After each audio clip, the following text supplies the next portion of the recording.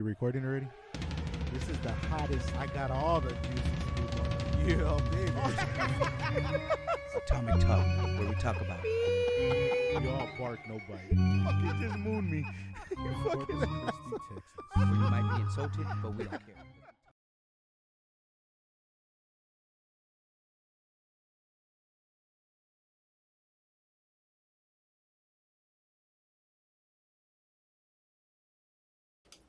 This is the screen here. All right, can y'all hear me, guys? Sure. We can hear you. All right, we got Mr. Ray Ray in the house. What's up, Ray Ray? What's the word? Another beautiful Tuesday in the neighborhood. Oh yeah. And we got Miss Crystal in the house. What's up, Crystal? Hello. I can't top that. You got to come up with something. You know that there's a comedian I'm in the house. DJ KK. You know there's a comedian in the house, and you're about to be called out. You're about to get it dirty. So we have Sylvia in the house. What's up, Sylvia? Hello, everybody. And then we got me in the house. And then you know what, Sylvia, I want you to introduce our guest today. What's up? since I know you know him, everybody knows him. Let's see you introduce him. I'm on drum roll. Hold on. Do I still got the drum roll in here? Let's see which one it is.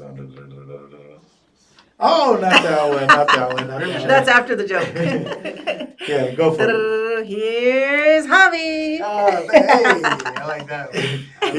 Yeah, so we got Mr. Javi in the house. Say How that, you that's my doing new there? ringtone right Oh, there. yeah. So we got Mr. Javi in the house. For the people who I doubt anybody don't know who you are, Javi. I mean, You'd be surprised. no man, you're a big guy, big comedian guy out there, man. That's doing big things, man. Big shows. Yeah, big shows out there, man. I know you're West Texas. I know you traveling everywhere. I know for sure all over Texas.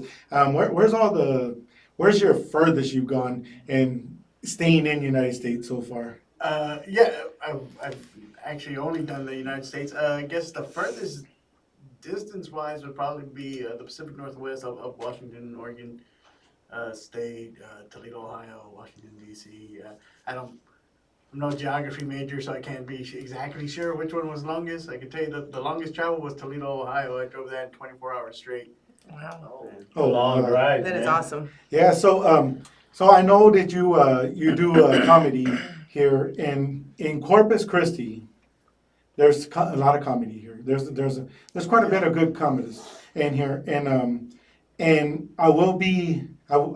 I know you're aware of it, but anybody who I talk to in the comedy world, and I tell them, I said, yeah, oh, so you do comedy? And they're like, yeah, I do comedy, and I said, so who do you know out there? And you are literally the I don't know if you know this, but Sopranos ain't got shit on you, man. They got you as the Godfather, the Pardino, whenever I first met you and everything, I was like, this guy should be in Denny's, that little corner table, the one with the little round. I was like, he should be over there in the corner, like man. Scarface. Yeah, Scarface. And then, I've tried to steer away from that moniker as much as possible. But yeah, I'm appreciative of the respect at the same time. But I just do what I do. yeah, and I mean, a lot of people love you out there, man. A lot of people respect you. A lot of people love you. A lot of people, matter of fact, I've gotten a bunch of requests to have you on our podcast here. And I'll finally make it happen. yeah, and I know you've been busy. I know you've been tied up and everything. And, I'm so glad to have you in here, man. And, I kind of want to get our people to see where you're from, what you do, how, what you do in life, and, all the little backgrounds of everything that you got out there. Where are you home based out of? For sure. This is it. Corpus Christi, man. This is Born and this is raised? home. Yeah, born and raised. Went to Ray High School. I don't know if we're giving away our location or Yay, not, but Ray. right down the street, man. Yeah, Ray High School. Yeah, I love Ray. Ray, my son actually just graduated from Ray a couple of days ago. So you're from Corpus Christi, born and raised here. I'm gonna be real honest, man. I think that is so cool. Yeah, I see you as a really big comedian out there, and I know you're not going to accept that because the kind of person you are. But I really do feel you as a major comedian out there, and it's pretty amazing that you're coming from Corpus Christi and representing us out there. Because I travel out there, and matter of fact, me and Sylvia, we just kind of do, from some fun things out there. And, we're in San Antonio this past weekend, right? It was this past weekend? The weekend before. The weekend before, we're there and we're just chilling. And there's a thing on there and it said, hey, go check out this stand-up comedy. I said, let's go check it out. Let's go over there. Let's go check it out. We go over there and it's like a little bar, very, very small, very. It was an open mic. It was open mic. Well, we get there, man, and I go and sit down, and the guy comes up to me, and he's all, hey, where y'all from? I said, from Corpus, man. He's all, what made y'all come all the way this way? I said, well, we're visiting San Antonio, but I wanted to see, what y'all had out here. And right off the back, they said, yeah, well, we know Luna out there in Corpus, and and I'm all like, oh, yeah, man, I know him well, too, man. I mean, I'm like, I'm all happy to announce, I know you and everything, and, they started up their show, man, and it's kind of crazy, man, because we're sitting there, and, the first comic goes up there, and he's all, yeah, so I'm so-and-so, and he starts talking, and then and I'm sitting there, man, I have no idea who this guy is, man, like, no idea. And he's like talking, and I just got back from the military. I just found out I had a 23-year-old kid. This guy's like 25 years old, so he's all like, I don't know how this happened, but whatever. He's saying this comment, just jokes.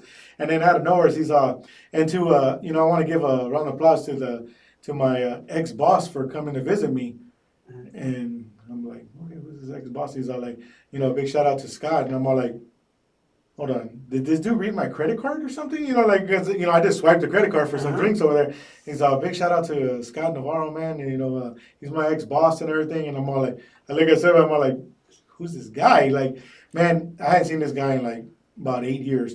This dude's a full man now, man. I mean, back in the day when he was working for me, he was a youngster, man. Back now, he's full beard, man, military dude. I mean, like straight up. Yeah, You actually did know the guy. Yeah, I thought it was part of the joke, man. I was all like, I was gonna play into it for him, I'm all like, well, yeah, ex-boss, Then I was all like, maybe he's confusing me. Then he comes up to me, he's all like, hey, man, it's me, Adrian. I'm all like, what the world, man? I was like freaked out with it, man. But it was pretty cool, man. The comedy world, man. Do you feel it very strong here in Corpus? Yeah, man. I mean, the comedy scene here in Corpus is stronger than I've seen it in the 13 years that I've been doing it. That's how long I started. And when I started, there really wasn't a scene. I mean, no offense to anybody that was involved then, but it was just there was like maybe 6, 7 comics going up, doing open mics here and there. There was one room that did 2 shows on a Friday night. It was very, kind of just pieced together versus like now. I think there's shows going on now. The main open mic on Thursday, I haven't gotten to go out there. I like to pop my head in there every now and then and kind of check in on things. But, from my understanding, not everyone can get on anymore, which that never happened in Corpus. Oh, wow. Back 7, 8 years ago when I was running the mic here in town, there was nights where I had 5 or 6 comics show up, and I was like, all right, man, y'all can do y'all can do up to 10 minutes, and I'll fill in the rest of the time.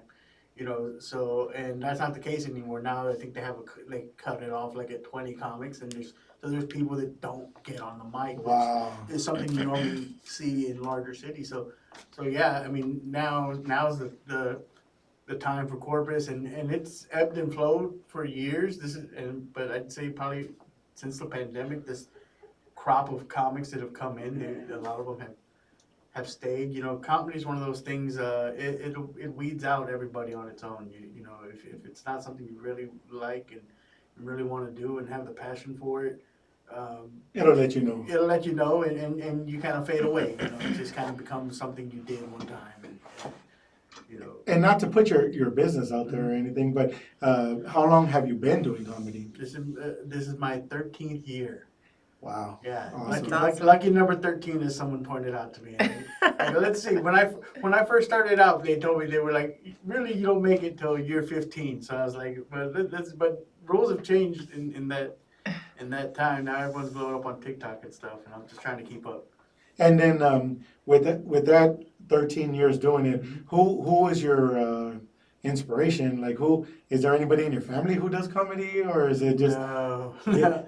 I don't come from a performing family at all. As far as like doing comedy, I didn't even start till I was already,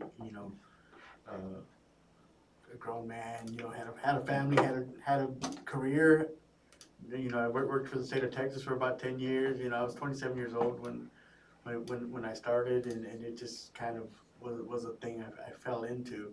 Honestly, I don't. A lot of guys have the dream of like, oh, I knew since I was a kid that I was gonna grow up. I was always funny. I always liked being the funny guy, but I was never the class clown per se. I was a good student. I never got in trouble and all that. So did your mom or dad ever say like, oh, he's gonna be a comedian? This dude's too funny. Yeah, no, kind of not to give away my show, but kind of the new special that I'm hoping to shoot within the next either end of this year, beginning of next year, kind of tells that story a little bit more. But I was a pretty serious kid. I mean, I was funny. Yeah. But I was pretty mature for my age. I was involved in the church. I was an honor student. I was in all sorts of extracurricular activities. Like I said, I never got sent to the office. All the things that you hear from comics, they're like, oh, I was always in trouble. I was always at the principal's office, detention. That was not my life whatsoever. So, and what I realized is when I got older, kind of realization is I had kind of suppressed that part of me that likes to cut up and that likes to say the off the wall things. So the stage is where I finally started to really let my personality shine versus like, oh, I don't want to disappoint my parents. I want to be, the good son. I was trying to fit into that model and be what they wanted me to be.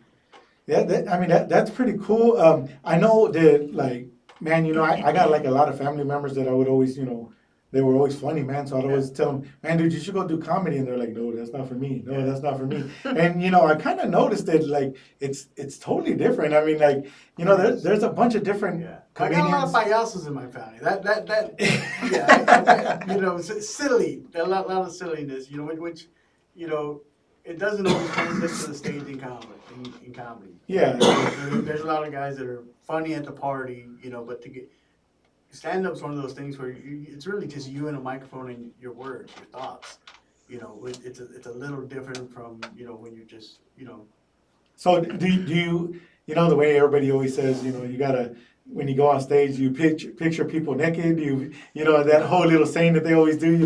For the nerves. How do you still get nervous? No, this is the disappointing part of my interviews, man, because I was asked, oh, do you get nervous and all that, and it sounds like a cocky response, but I've never had stage nerves. I grew up, I went to Chula Vista, which is a fine arts school, now closed down here in town. So I grew up doing school plays, playing music, and so being on stage was second nature to me, even though I never thought to like, oh, that's what I'm gonna do with my life.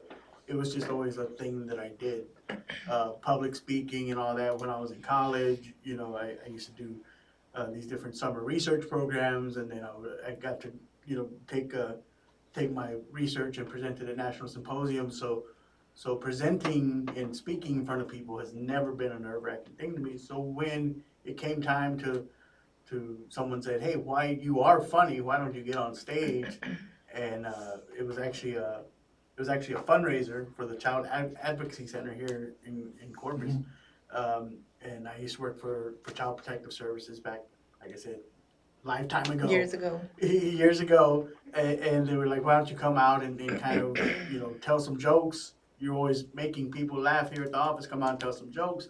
I was like, well, I really don't do that, but let me figure it out. So a buddy of mine has a band. He was playing at House of Rock. He was the one that actually invited me out. I kind of went out there, practiced a little bit. I was like, I still want to get up one more time, practice. I went to Revolution back in the day. Remember that? Over there on the airline.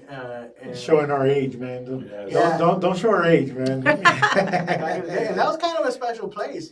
Back in the day, that was when Clarissa Sedona was still doing her stuff there, and Art Barrera and Benny Bettis, and I kind of got, the budding comedy scene, which is, like I said, was really me and like maybe five other people at the time. That is so cool, man.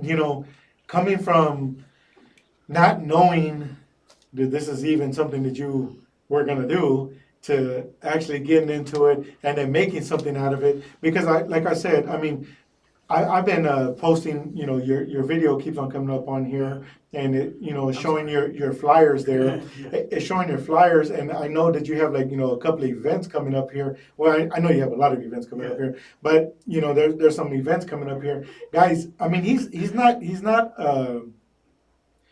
just here. He's going everywhere, man. He's going everywhere out there, and he's representing Corpus. He's putting stuff out there, man. I know you have you taped a video on a place here, a theater here, Yeah. and I know that thing was sold out. Twice. Twice. I was gonna get to that one. That's Twice, awesome. sold out twice, and that video. Ray was just talking to me. He's we're sitting, like I do every day. I go for a coffee every day, and we're sitting talking about, for the podcast tonight. And Ray was talking about, he's all, man, dude, that dude is freaking funny, man. I'm checking out his videos, man. He's freaking funny. I said, oh man, you don't even understand. That's a video. Could you imagine being in person with him? Yeah. You know, Capture about 80% live. yeah. Those two shows were probably even to this date, I'd say, and I've done a lot of amazing shows. Those are probably two of my favorite back-to-back shows, back-to-back standing ovations, and you can only capture so much of it on video, but Tuxedo Goose Films, did their thing and captured a lot of it. I'm really proud of that. That was self-produced. We did it grassroots style, and That's yeah. I was actually got to go there, and I saw all the merchandise get sold out. Yeah. I thought that was one of the most. It gave me chills down my back, man. Seeing this, man. That you're the Raza from Corpus, the people from Corpus were out there showing you the love, showing you the support, but. Not only they're showing you the love and the support, man. You rock you rock these stages, man. It's like it's so amazing, man. I do want to give a shout out to all the people that are looking right now. We have Jessica Reyes, we have Zarin on there, we have Jay, we have Jennifer, we have Drew, Rudy. Actually, the person who you travel with, Chingo Bling. I know that you Did you tune in? Yeah, Chingo What's Bling's up? on there right now. He's viewing right now. That's kind of cool. That's a very idol out there, man. A big role model out there for all the comedy out there, and Yeah. that's really cool. I know that you have a show coming up in I believe it was in let's see. Let me look at the ones here. Let me post them up there for you real quick. Yeah, put it up. There's the one that you have in Fort Worth Street. Where is that? Fort Worth? In Fort Worth, Texas. Yeah, Fort Worth, that's, Texas. That's this Friday. So that's actually that's a co-headline date. 2024 has been the year of the collaboration for me. I've been, like you mentioned, Jingle Bling, and I've been blessed to work with him. This is my 9th year on tour with him. And it's been such a blessing. But I'm kind of I can be lazy. I don't know if you can tell it by looking at me. So I worked so much with him. I kind of neglected this one part of my career, which was putting myself out there more as a headliner, collaborating with other comics. So this past 2 years, and putting out the special myself, starting my own tour, and then also starting to collaborate with so many comics that I worked with hand in hand for those first few years of comedy that I don't get to work with anymore. So my buddy Mario Salazar, Mario's the first person that ever booked me outside of Corpus. If it wasn't for guys like him, I probably would still be quote unquote a local comic. If it wasn't for people outside of Corpus taking notice and being like, hey, let's put you on these other stages. And that's where you get your mileage as a comic. If you just stay in one spot, you kind of you get used to performing only for that local audience, which there's nothing wrong with that, right? But that was never what I was geared towards. So me and Mario this year we've done shows in Austin. We're going to be doing San Antonio, and this is our Fort Worth stop. It's called the Full Scale Comedy Tour.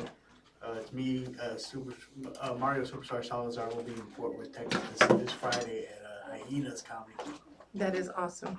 That is totally awesome. So where do you draw inspiration? Like what is the process if it's the same, I don't know if it's the same, but what's the process of like a joke or an act going from the beginning to the end? Is there like a certain Yeah. way it folds out or?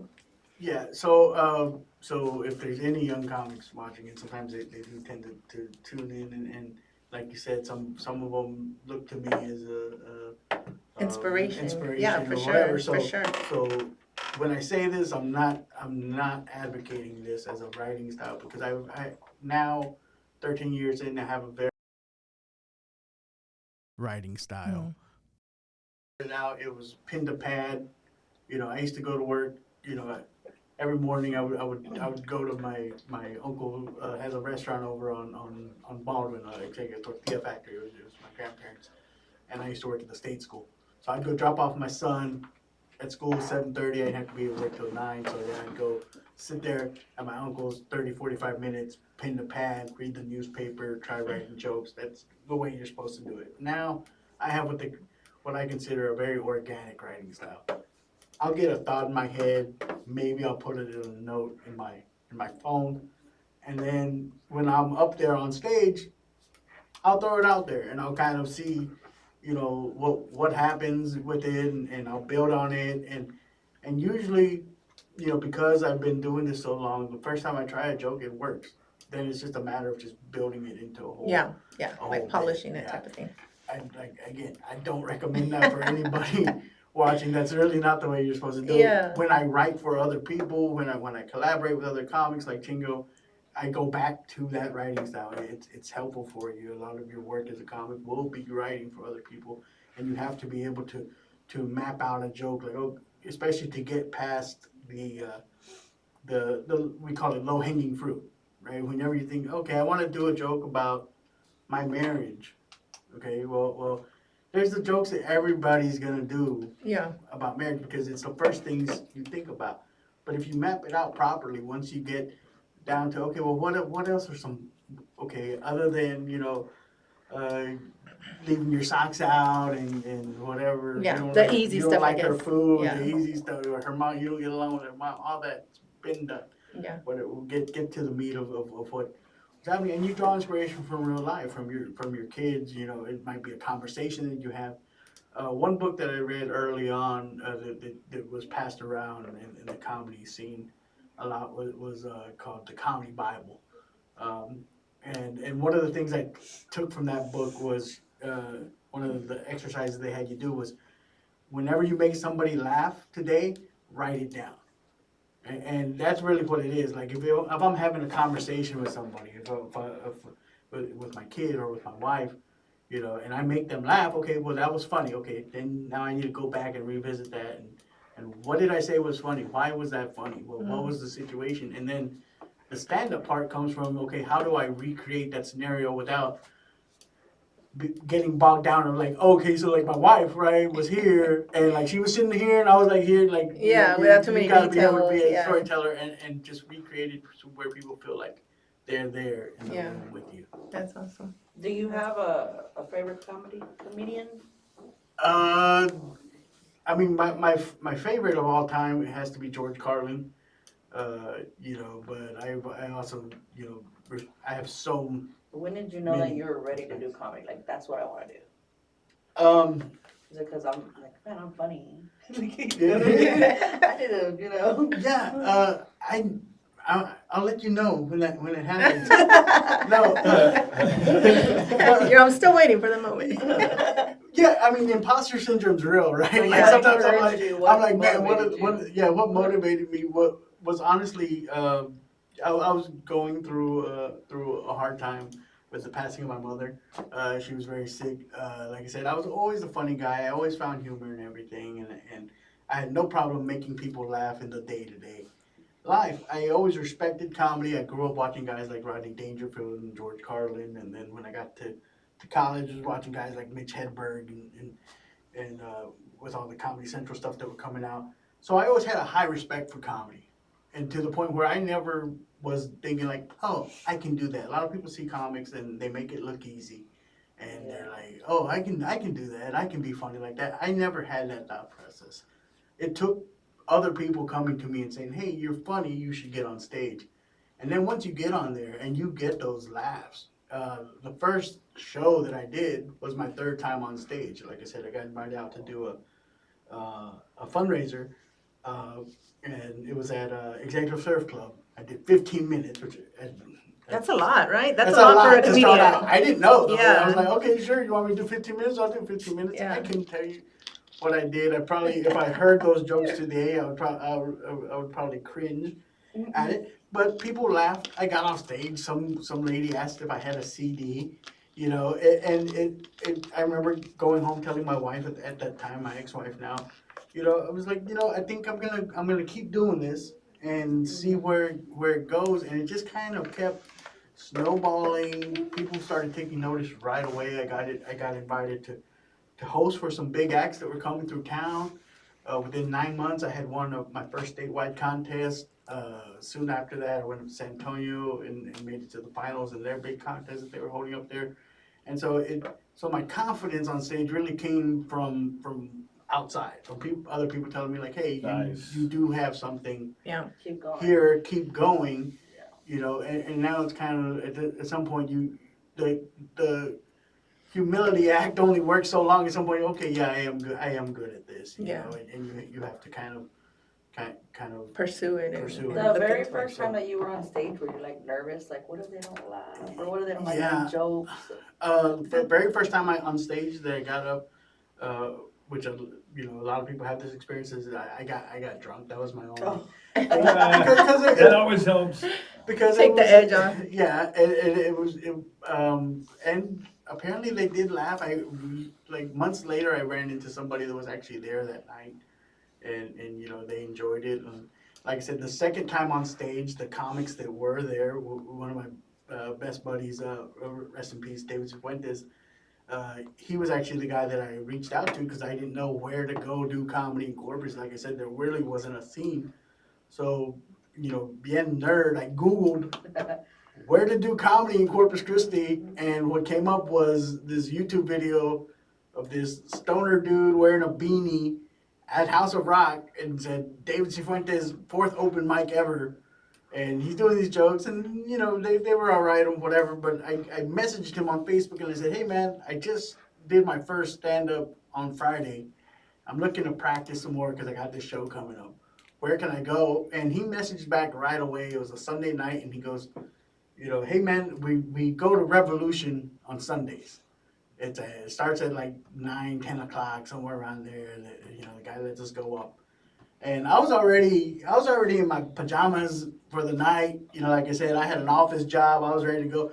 My wife was going to bed. I told her, I was like, hey, I'm going to get dressed. I'm going to go over to this bar to do comedy. She's like, okay, whatever. You know, have fun. Good luck with Yeah, good luck with that. You know, and when I got there, I went up and he talked to me afterwards and he goes, hey, man, how long you been doing comedy? I go, man, this is my second time on stage. You know, and another friend of his was there, and he goes, excuse me, I'm about to cuss, but just for the sake of the story, he goes, bullshit. And I go, what? He goes, there's no way this is your second time on stage. It was too polished. Like I said, I come from a public speaking background. Yeah. So there was always that edge to it. And you know, luckily my buddy David, he believed me. He goes, no, if he says it's the second time on stage, I believe him it's the second time on stage. So I had, my first year was spent convincing people that I wasn't lying about how long I've been doing it.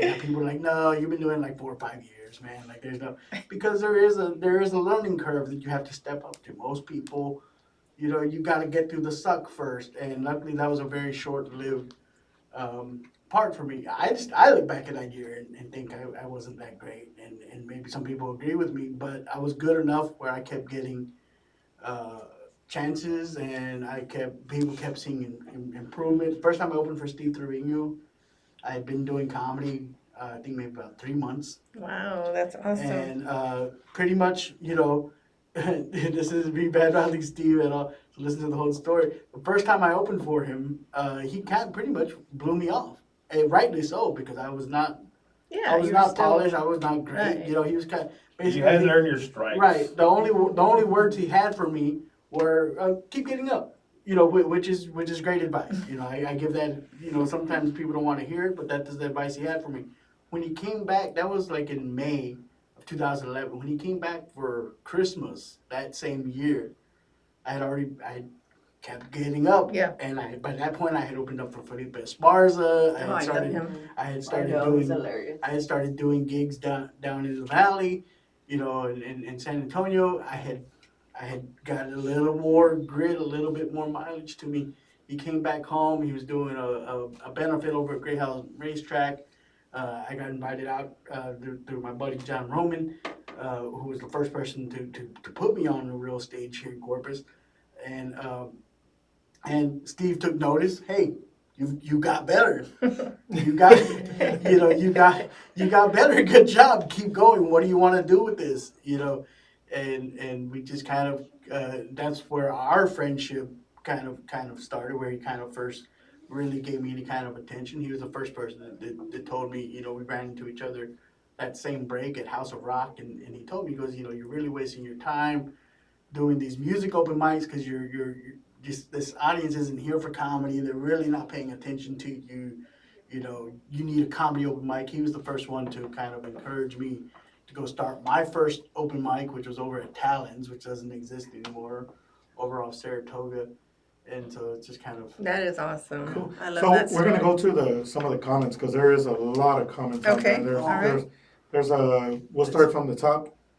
Okay. Just I think I just have a few coming in on my side. So Zarin Gonzalez, Javi Luna is the man. Comedy is healthy for your soul.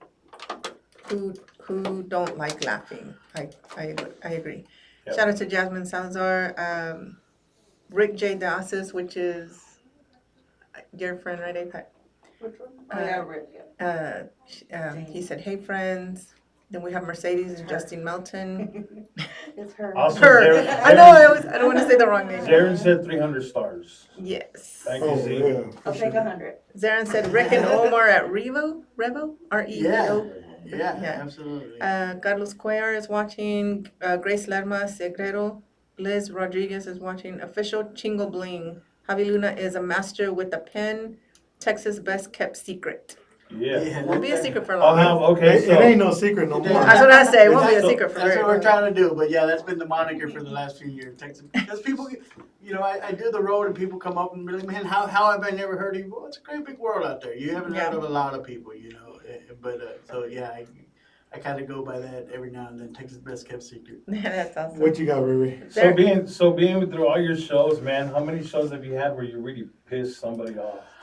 Like they really took it to heart, like you thought it was gonna get like really wild. Yeah, you know, I don't.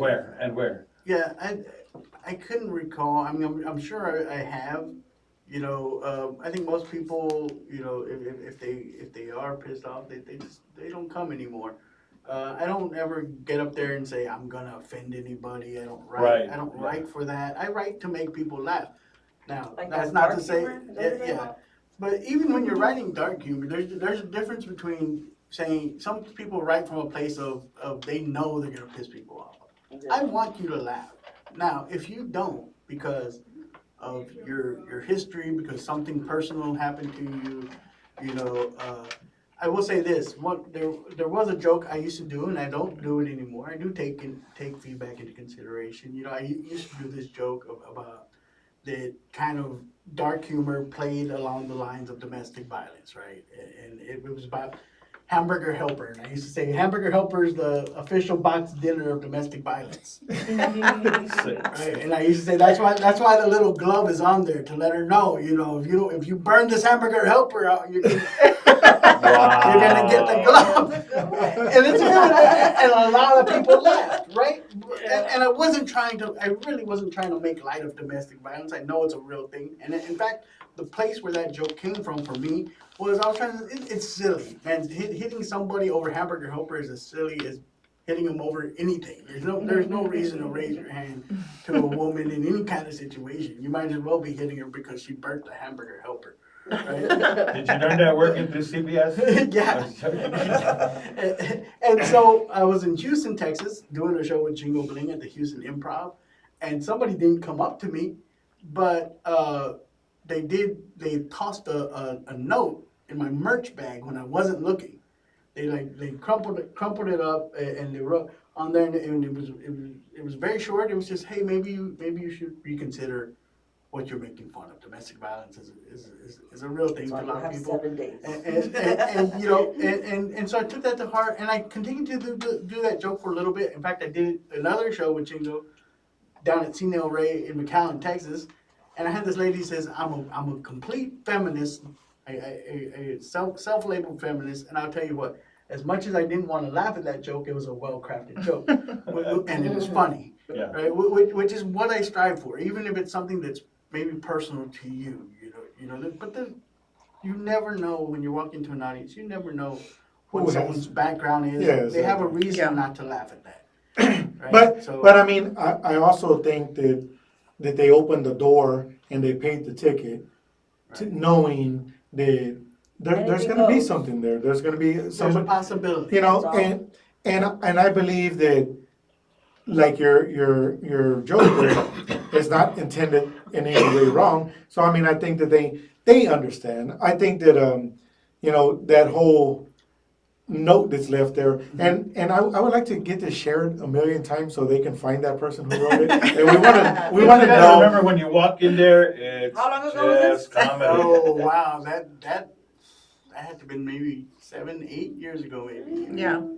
And you know it what's was a long crazy time is like ago. with via comedy, you know, just like a bunch of other art forms, that's also bringing awareness, Mhm. you know, and it's a way to get it out there and be able to talk about it openly, and you know, and I get it, you know, it's sensitive, you know, and I'm feminist for sure, Yeah. but at the same time I can appreciate the fact that you're able to just open up and just say it and talk about it, and then from there we can get the ball rolling on domestic violence and you know and whatnot. Right. But I said, like I said, I get it. Some people are sensitive. I get it. You know. No, But I feel like if absolutely. you're going to a comedy show, you better be ready for whatever. Yeah, It's yeah. all jokes. And Don't this is make it something we want to offensive. laugh about. You know, it's not Mhm. per se making fun of it. It's just like you know, it's just Yeah. bringing it to light and just you know lightening it just a little bit so that we can laugh and we can put it out there. Well, most people who go to comedy shows are there and hoping you can get picked on or. Some people, Some people I like do- it. I do Yeah. it. Yeah, he does. Yeah. I don't really like it He's too on much. front seat. He does. He's like, let's sit right in front, right now. Yeah, no, I enjoy it. I'm all Yeah. like, yeah, call me out. It's cool. That's fun. Yeah, Yeah. Some people do it, and you know, if people you know invite that to themselves, I comedy. I'm not a big crowd work guy. You know, I don't shy away from it, but it's definitely not the meat and potatoes of what I do. You know, to go back to Ray's question a little bit, I think that's why I don't get heckled very often. You know, that's not telling you to show up and heckle me. I'm not. That's not an I'm not invitation. throwing a challenge or anything like that. But I'll be there. I don't. But I don't. I think my style of comedy doesn't invite that. Yeah. Welcome. Even if you don't like a joke or if you don't agree, like that lady, she didn't yell out to me, "That's not funny." She waited respectfully until after. She threw you the glove. After you know, she, Threw the you know, and I think even if you don't like it, you kind of can. When I'm up there, you get. It's just jokes. I'm Yeah. Yeah, literally. it's all comedy. I'm being silly. You know, don't take me seriously. Yeah. I'm not up here preaching. I'm not telling you how to live your life. This is just things that I find funny, and I kind of try to bring you into my mindset for a little bit, so you can see, okay, that's why he thinks it's funny. So do you ever want to like with your comedy, do you ever want to make some kind of a change or movement or you know what I mean, like bring Yeah. awareness to political issues or social issues that are going on? Like, do you ever try to use that platform in that way? You know what I Yeah. mean, or does it just Yeah, no, I mean, if my message is just enjoy life, man. That's my only message. Yeah. I don't get involved in politics or anything like that, because there's so many people doing that yeah already, and I don't have the answers for you any more than anybody else does. right But whatever it is you do, whatever else it is you believe, is don't do it with any hatred in your heart. You know, just you know, same thing I tell my kids every day, man. You know, I really don't care what you achieve and don't achieve in life, but just be good people. You know, and, Yeah. and Nice. that's awesome. You I like know- that motto. You I know, love I was at that comedy show, the one that I was telling you about in San Antonio, and then we're sitting there, and the guy who's hosting it, He's all, is there any other buddy who wants to to come up here and try it? And I tapped him. I said, you know what, man? Think about going up there Thought and just about doing it? it. Give it a shot, man. But the thing is though, man, I would be a bully. I would like literally go up there and just bully everybody. Like, yeah, that guy's because the host. Okay, I already had wrote a little script in my head already, so I was prepared That's for how it it. starts. Yeah, the guy. You AI'd it? Yeah, the host. He was Ray Ray. He was infatuated with not feet, but he was infatuated with socks. Not feet. Ray was like, damn it, why did I show that? He was infatuated with socks. Yeah, because like the guy came up, he's all like I guess that's how he used his host part. He's all like, that guy has one pair, unpaired socks. And then the next one, he's all, that guy's socks were holy. And that guy, he don't even wear socks when he came out here. And I like looked to see Calling if, everybody out. yeah, and I noticed that they really did have socks. Like one guy had like a yellow sock and the other one was pink. And he was all like, I mean, you could have at least matched up the sock. But I mean, I would have used that. The guy had bananas and strawberries, on his feet, or I was thinking about it. I was really contemplating it. Then he said, anybody, and then he stopped, and I'm like, okay, I'm glad he stopped because I don't know. I was gonna try it, man. I was all like, I was just gonna do Scott's it. gonna go up there and get women and men to fight each other. That's good though. That would be fun. You know what I mean? Like security. Like, why are y'all women? And Oh, tonight here on we the go. Here we go. You'd have made headlines. Hey, Javi, so throughout your whole career, man, who have you not done a show with that you would like to? Let's see. Wow. 'Cause I've gotten to check off a lot of boxes. I mean, I think there's no getting around it. I would love to share the stage with Gabriel Iglesias at some point Okay. in time. Even though our styles are very very different, there's no hiding the fact that he was to date the biggest Latino comic to hit mainstream success. I mean, selling out Dodger Stadium. Yes. Yeah, absolutely. No one else has done. Shout out to him, there's for sure. There's no denying his effect. I've had the pleasure to meet him, and I've had the pleasure to work with the people in his camp, but never I've never actually gotten to perform with him. So that would definitely be one for the Nice. books for me. That's awesome. How about places? Let's see. Definitely. I mean, I think still I'm big in comedy history, so I mean, Carnegie Hall to me. Yeah. Lenny Bruce recorded an album there. George Carlin recorded an album there. It's still very much a kind of holy grail type place. There's other famous places, the Beacon Theater, and stuff like that.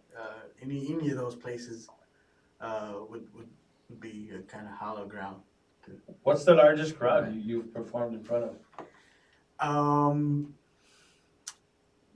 Well, I don't have an official number, but I did a short set at the Optimus Fest at A&M International back there, and that was an outdoor crowd, and I want to say they put it somewhere around 3,000. Wow. But the outdoors things are kind of hard, they're usually kind of unofficial numbers still. So that I can actually verify biggest crowd would be Selena Auditorium, just 2,200 folks. I've done that twice. I've done Selena sold out twice, both times. One time with the Latin Comedy Jam with Steve Zorino being the headlining act, and then this last time that he invited me out as a special guest on his show, also sold out there. Cool, man. So Carlos is on here, man. He said he saw you on YouTube, and it was a great show. Thank you, man. And yeah, if you want to check out the special, it's called Not for Everybody. And yeah, like I said, I'm really proud of it. The clips have done really well for me on social media, and allowed me to do my little tour here this year and do some. That's the show where Ed O'Connor's brought you on stage, right? Yeah, yeah. Well, Ed wasn't actually there, but Ed's voice brought me on stage. Yeah, there you go. Ed's a good friend of mine. Yeah, Ed's been great to me over the years, and when I used to work directly with the comedy club here on Mesquite Street, we got to know each other really well because I would go weekly over to Brewster Street and we would do a live broadcast from there and I'd talk about the upcoming shows that we had to promote and everything. Nice. So with all that being said there, for the people that are out of town, Dallas and San Antonio, Austin, we got a lot of people that follow us on there, and for them to contact you for a show, it might be a big show, a small show, a comment, Yeah. anything out there. What would be the best way? Would it be through your social media? Yeah, get a hold of me through social media. I'm still very much independent artist. I keep partly by design, partly by necessity. I don't hand over the reins to a lot of people. I just started working with a booking manager this past year. He mainly just handles, bigger shows, casinos, stuff like that require contracts and all the such. But if it's just, hey, we want you to come do a birthday party, a graduation party. I've done baby showers. I've even done funerals. Wow. So hit me up on there, and if it's something I can work out with you, then I'll be glad to. If you want something more official, I'm on gigsalad.com. You can look me up on there. What is that? Gig Salad's actually it's a website that it gets you a lot of corporate private gigs. If you're ever looking for any kind of entertainment, you can put out there and it'll send it to, you set a radius and it'll send it to entertainers and say you're looking for comedians. Oh, put in wow, that's comedians cool. Something to look into. and you'll get and then it sends it to me and I respond with yes, I can do it for this much. I give you a quote and then you either say yay or nay.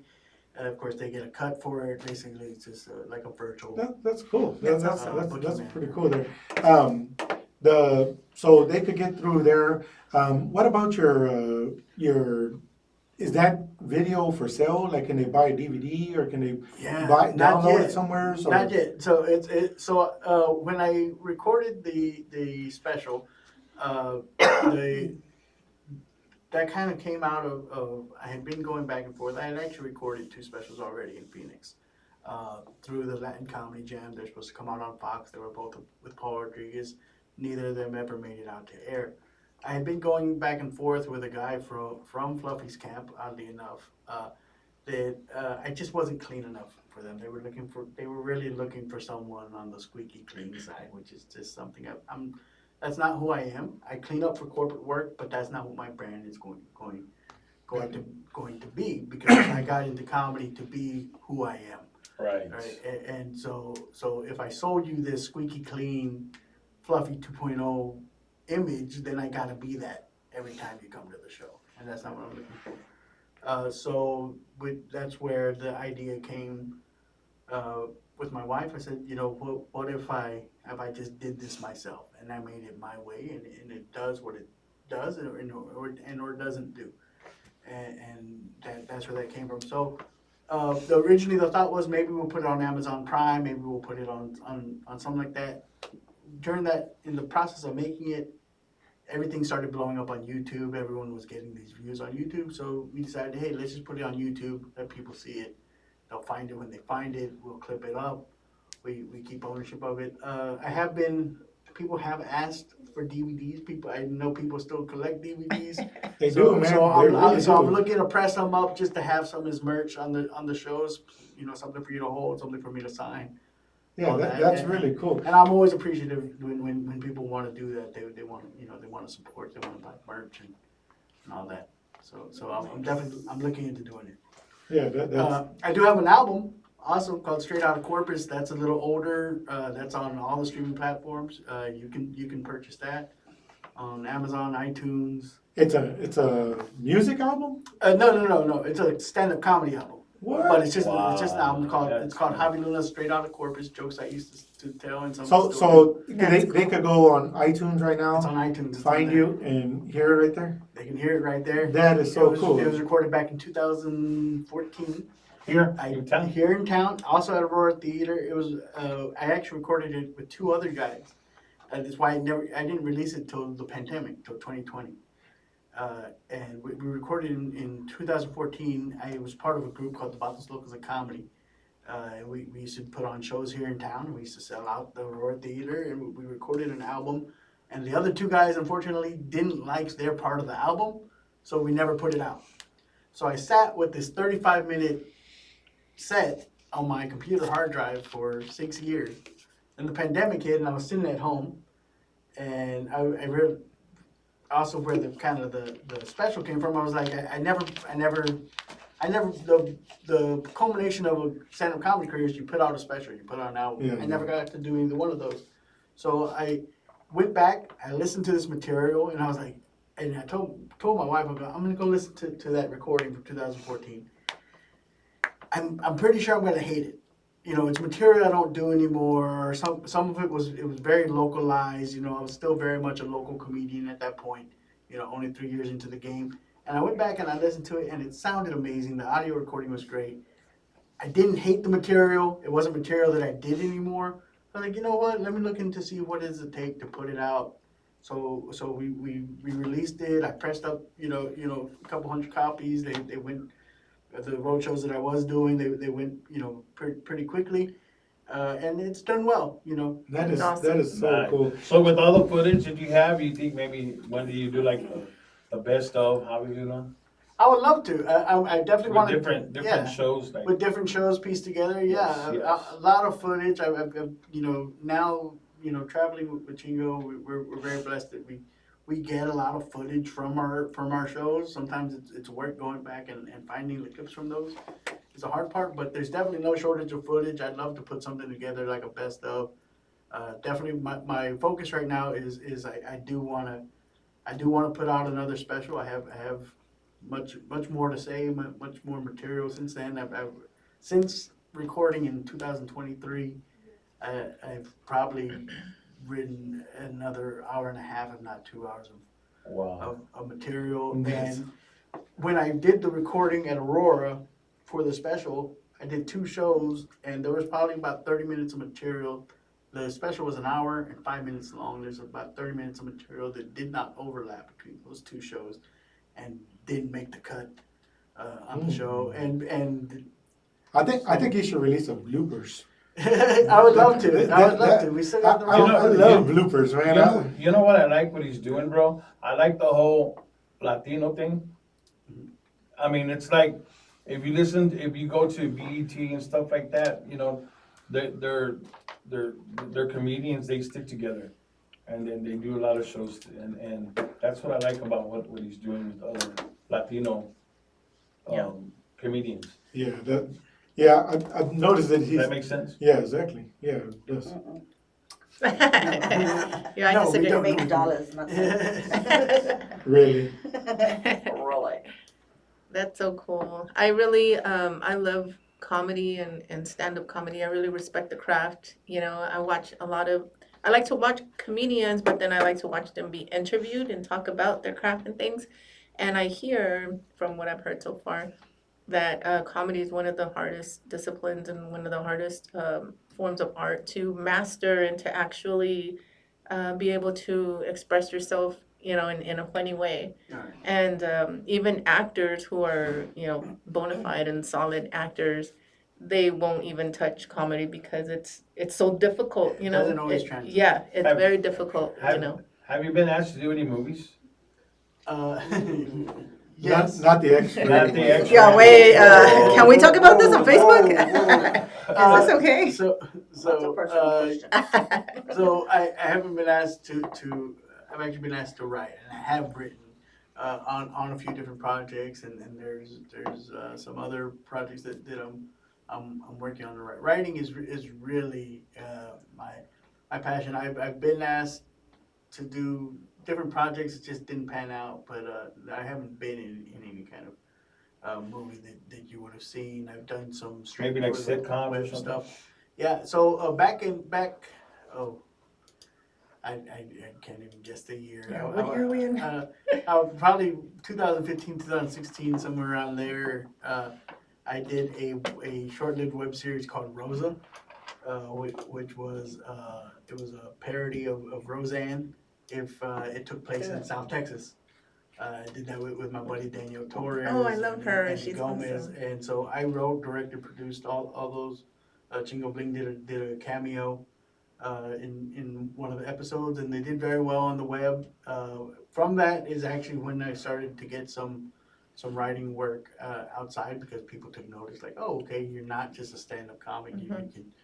You can write, and I've always written sketches back from when I was in middle school. I was in this group called Odyssey of the Mind, and we used to have to do a little skit every year, and I was the one that was responsible for writing those sketches and going back to, at church we would do different little plays and stuff like that, and I would always kind of write out the stories and things like that, and so that's kind of translated, and that really is a big goal for me, is to I've written a full-length feature film that we haven't been able to get made just yet, and I've written a 10-episode web series, which is also, the production side, trying to get that. We're getting ready to go work on another project together that hopefully now has enough celebrity clout on it that we can actually get the financing we need to actually see my words become an actual motion picture. That's awesome. That is awesome. Yeah. I can definitely see you like on Saturday Night Live or writing for Saturday Night Live. That Yeah. would be, I can definitely see you I there. did an interview years ago for my buddy Javi with Takk here. He has a YouTube show on there, and one thing that he asked me is, what do you see for yourself? And I said, if I could carve out my comedy career, I would want it to be something like Harold Ramis. If you're not familiar with him, he wrote Stripes. He directed the first Caddyshack. And you wouldn't know him. He kind of always blended in. He was a character in his films, but he was never the main character. Yeah. And that's kind of what I see for myself. Interesting. Yeah. That's pretty cool. Yes. That is awesome. You said back then, like, you went to school to like with music and stuff. You said. Yeah, well, So do you growing play up, instruments? yeah, Do you know growing how to up, play? I grew up playing I started playing saxophone at the age of 9.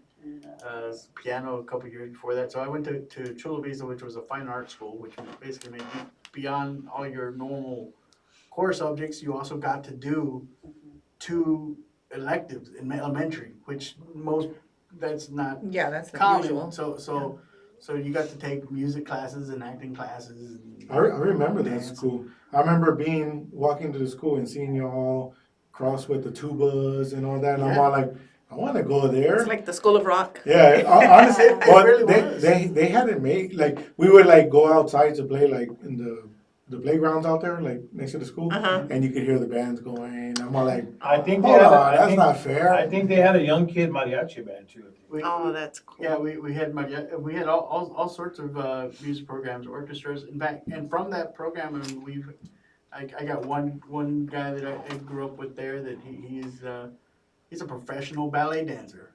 Oh, wow. Somewhere over in Europe. I see him on Facebook every now and then. That's so cool. Buddy Raymond Gutierrez just did his one-man show at House of Rock. He's going to be running it for he's an actor out in LA now, and he's going to be doing a 1-week run out in LA, and he came home this past week and kind of did the premiere here Oh, in wow. Corpus. There you go. Grammy nominated music teachers and the such, and one stand-up comic that I'm aware of out of the bunch, That's, I mean, you just don't know, man. Yeah. I was, one day, man, I was there and I was seeing all the people from my grades, start doing stuff. And then, one day I was looking on Facebook there. Oh, as a matter of fact, somebody said that earlier when you reached out to your buddy for your spot to be on the perform, don't lie, it wasn't Facebook, it was MySpace, they said. Wow. It wasn't. It was Facebook. It was Facebook. No lies there. But thank you for keeping me honest. Yeah, but that one time, man, I went looking on there, man, and I was all like, who's all the people from back in my days, I started scrolling through there, and I have one who's a detective for art. So, like, this person travels the world going, finding, like, I don't even know what this is, but, like, whatever the art is, and they go and, like, oh no, this is not an original. This is so and so.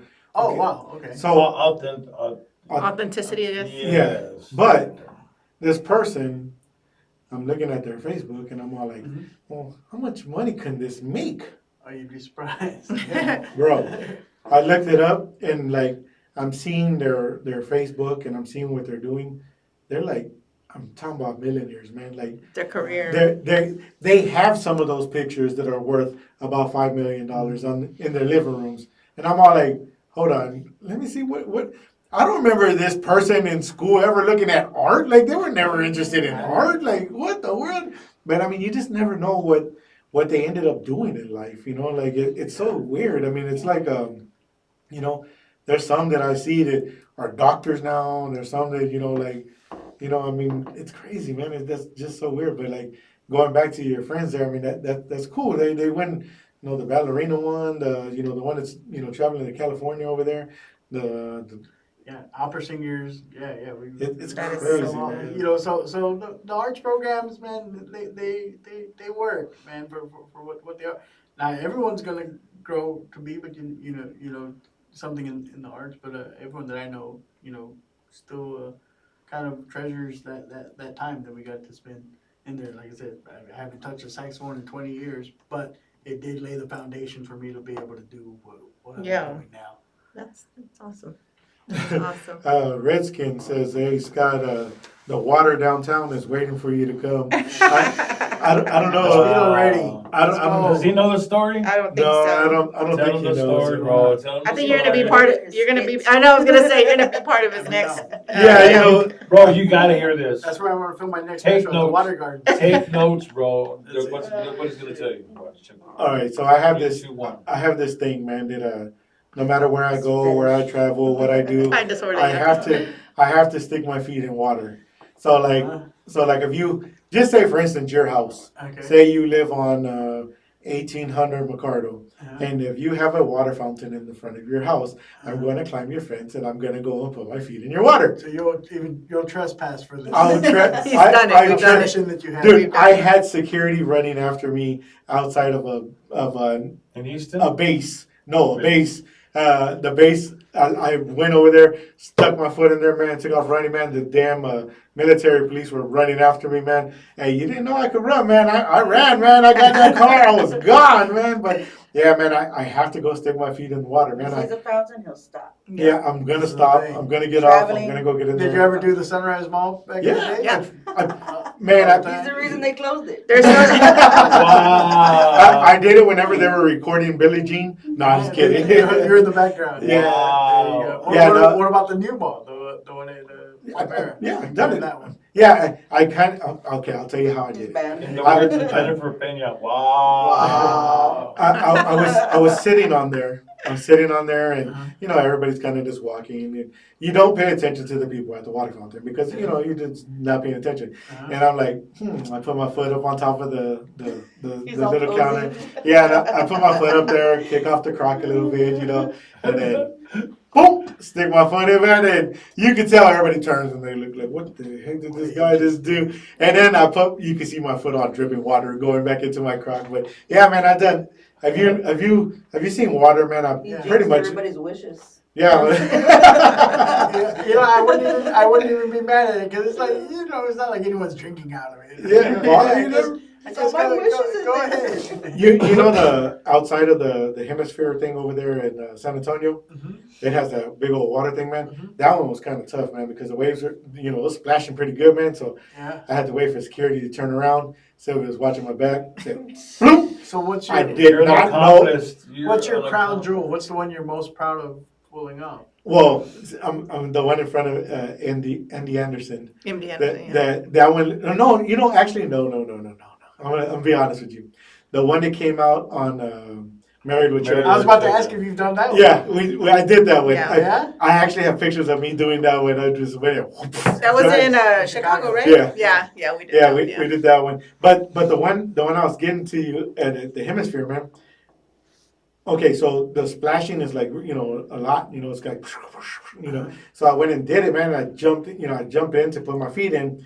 Well, no one said that thing was like 3 feet. Oh, poof, my whole body went into the water, man. I was all like, Oh, then I had to climb out. I was Actual soaking pool. wet. Yeah, it was an actual. It was deep. There was another one in Dallas in Fort Worth. Remember the one outside of the hotel?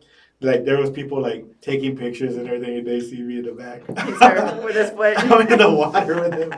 But yeah, I don't know why, man. I And just it's not That's only cool. that; it's also like bodies of water. We went to Monterrey. They have the waterfall, the Cola de Yeah. Caballo, and he's there with Fresh, but, yeah. I mean, It's just never, a thing he never likes like to that. do. But my dad used to like. He was a soaker. He was a foot soaker. He used to like to sit with his feet in the water. Yeah, Yeah, my I dad mean, did, it's pretty with much salt the, in it. it's pretty much the You'll never same. see Scott with tennies. he's, Well, he's ready to he's stick ready. his feet. But you know what's funny? We talked about it on the podcast like a few shows ago, and they were like, "What? You know, like what are you talking?" And then so then we went out of town, and it happened. I video and I send it to them. Oh, yeah. I'm like, "This is what we're talking Yes. about," and they're like, "What?" And You you, know- see his face is like a baby. Yeah, he's like, You should, little baby. You know what? This could be like a Excited. TikTok channel for you, man. For real though, Sticking right? your Like, feet where they don't Put all the belong. little.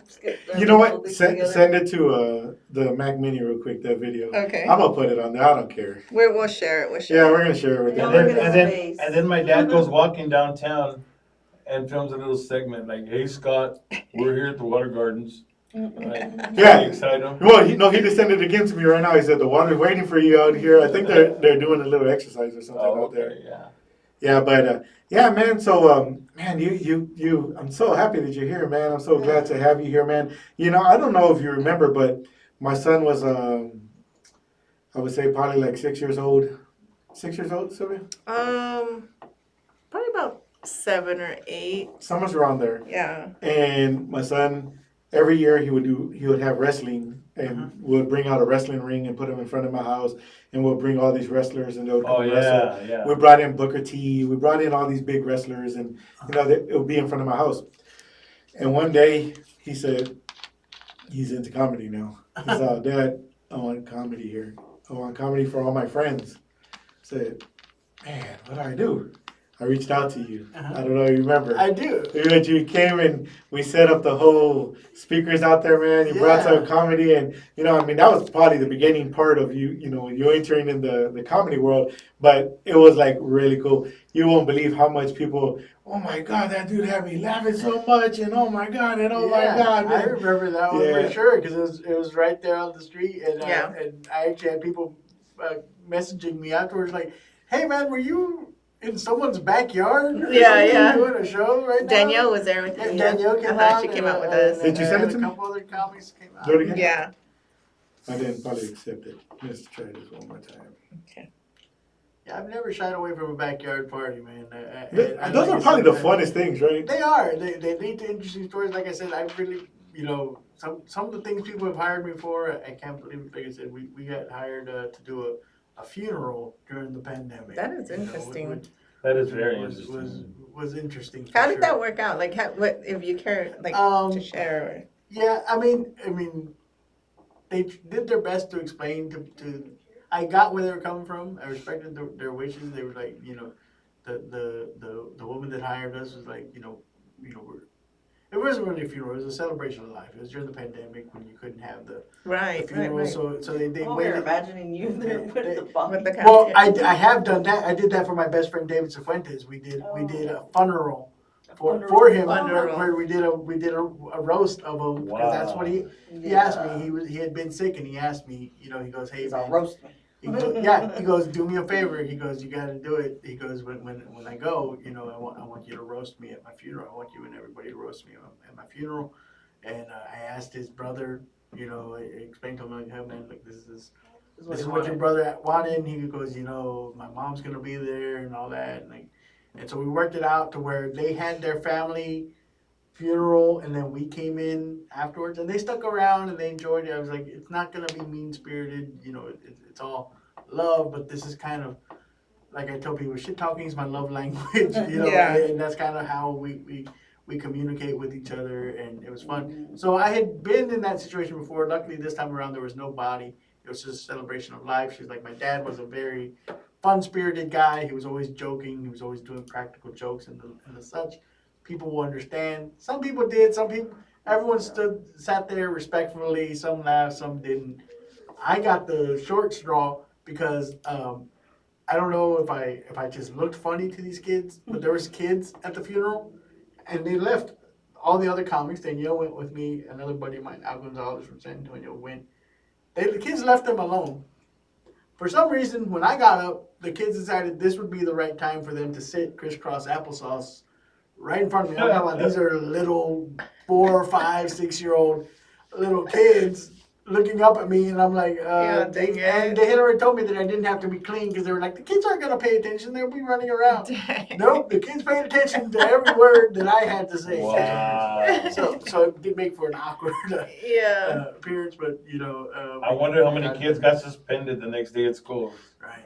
Like I tell my own kids, I think my sons grew up going to the comedy club with me, and I told them, I go, you just can't repeat anything because as soon as you go home and you repeat anything you hear, then you can't come anymore.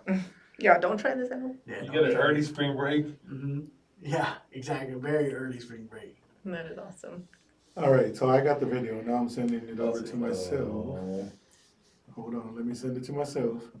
But Exclusive content, OnlyFans. Right? yeah, and don't go recording this, guys. Don't try I wish it. I get it.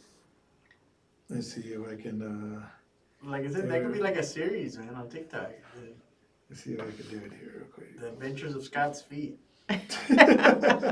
For real though. When we first started talking about it, they thought we meant water fountains, like to drink out of. Yeah, we're like, yeah, every time we see a fountain, he's like, stick my feet in, and they're all like, That's a crime. they're I all think like, she oh. said, "Oh, water." Like Wow. water fountain. Water And then I kind of knew right. I'm like, no, not water fountain, like fountain, like married with children fountain. They're like, oh, okay, got it. That's funny. Hold on, let me look for this real quick, guys. Okay. Y'all do y'all's thing. So is there anything that you actively like stay away from as far as your jokes and your act? Like, you're like, I'm not even gonna touch that subject. I'm not gonna go there. Like, or is it kind of all fair game type of thing? If I can make it funny, it's all open. Nice. If I that's my number one rule. If I can't laugh at it, then I have no expectation for anybody else. Yeah. What has been your most sensitive subject, though? So probably the domestic violence is definitely up there. I have a joke right now that I do about my oldest son.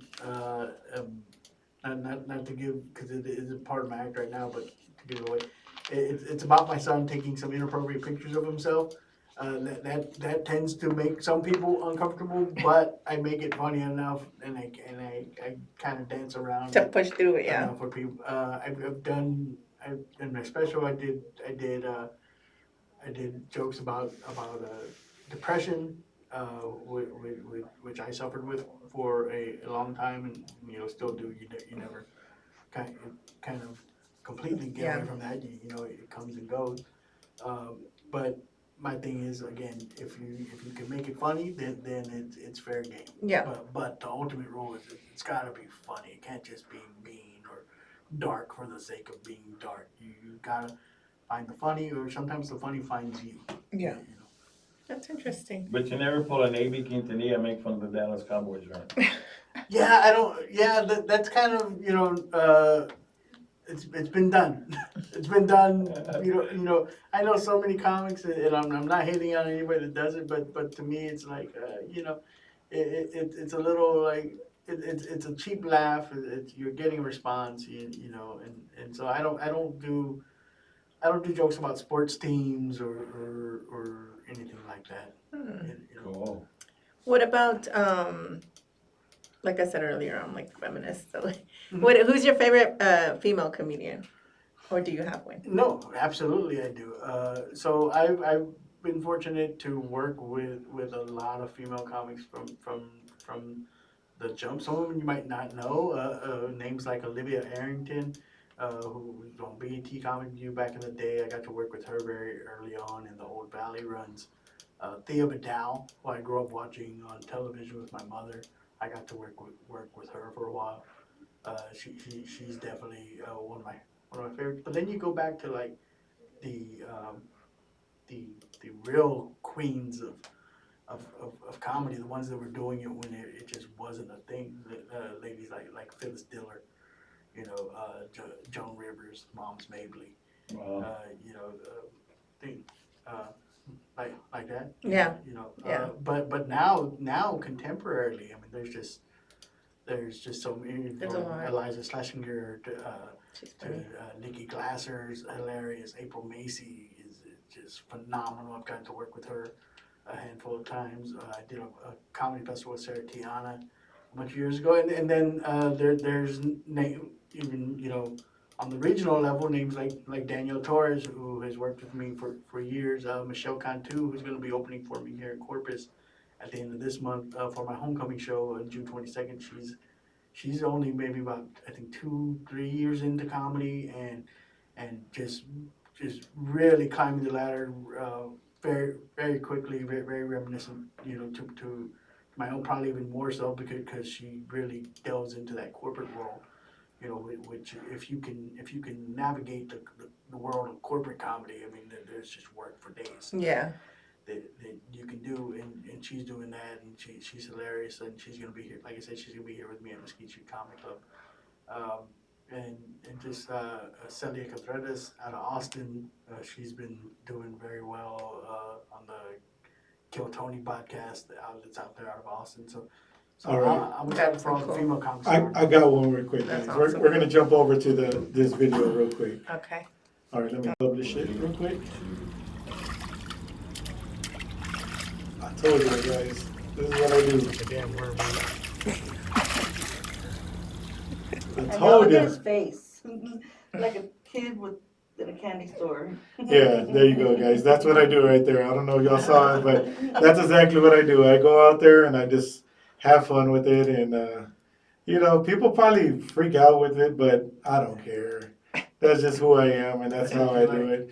Yeah, I mean, I really, I don't know. I enjoy it, man. I really like going out So there. is it the sensation of the soaking your feet, or is it the excitement of doing something you're not supposed to exactly be doing? No, soaking my feet. It's the actual. Yeah, like So do you have like a foot soak at home? Like, is that something you do for yourself? I'll go to the water out there. I'll go find Go to the water. water. Yeah, like if I Actually, start feeling it, because I'm just gonna go out there and go find water somewhere. You're also the water sign, right? Yeah, I'm a Pisces. You're Yeah. fine. But- he loves but- water. Like he loves swimming. You walk around with that oceans. water finder, remember? It's like a wide. You see, but what's Very crazy is well. though, I ask other Pisces people, Uh-huh. and they're like, Mhm. nope. I mean, I like water, but I won't do all that. I literally, I mean, no matter what, I gotta go dip my feet inside there. And it was crazy, man.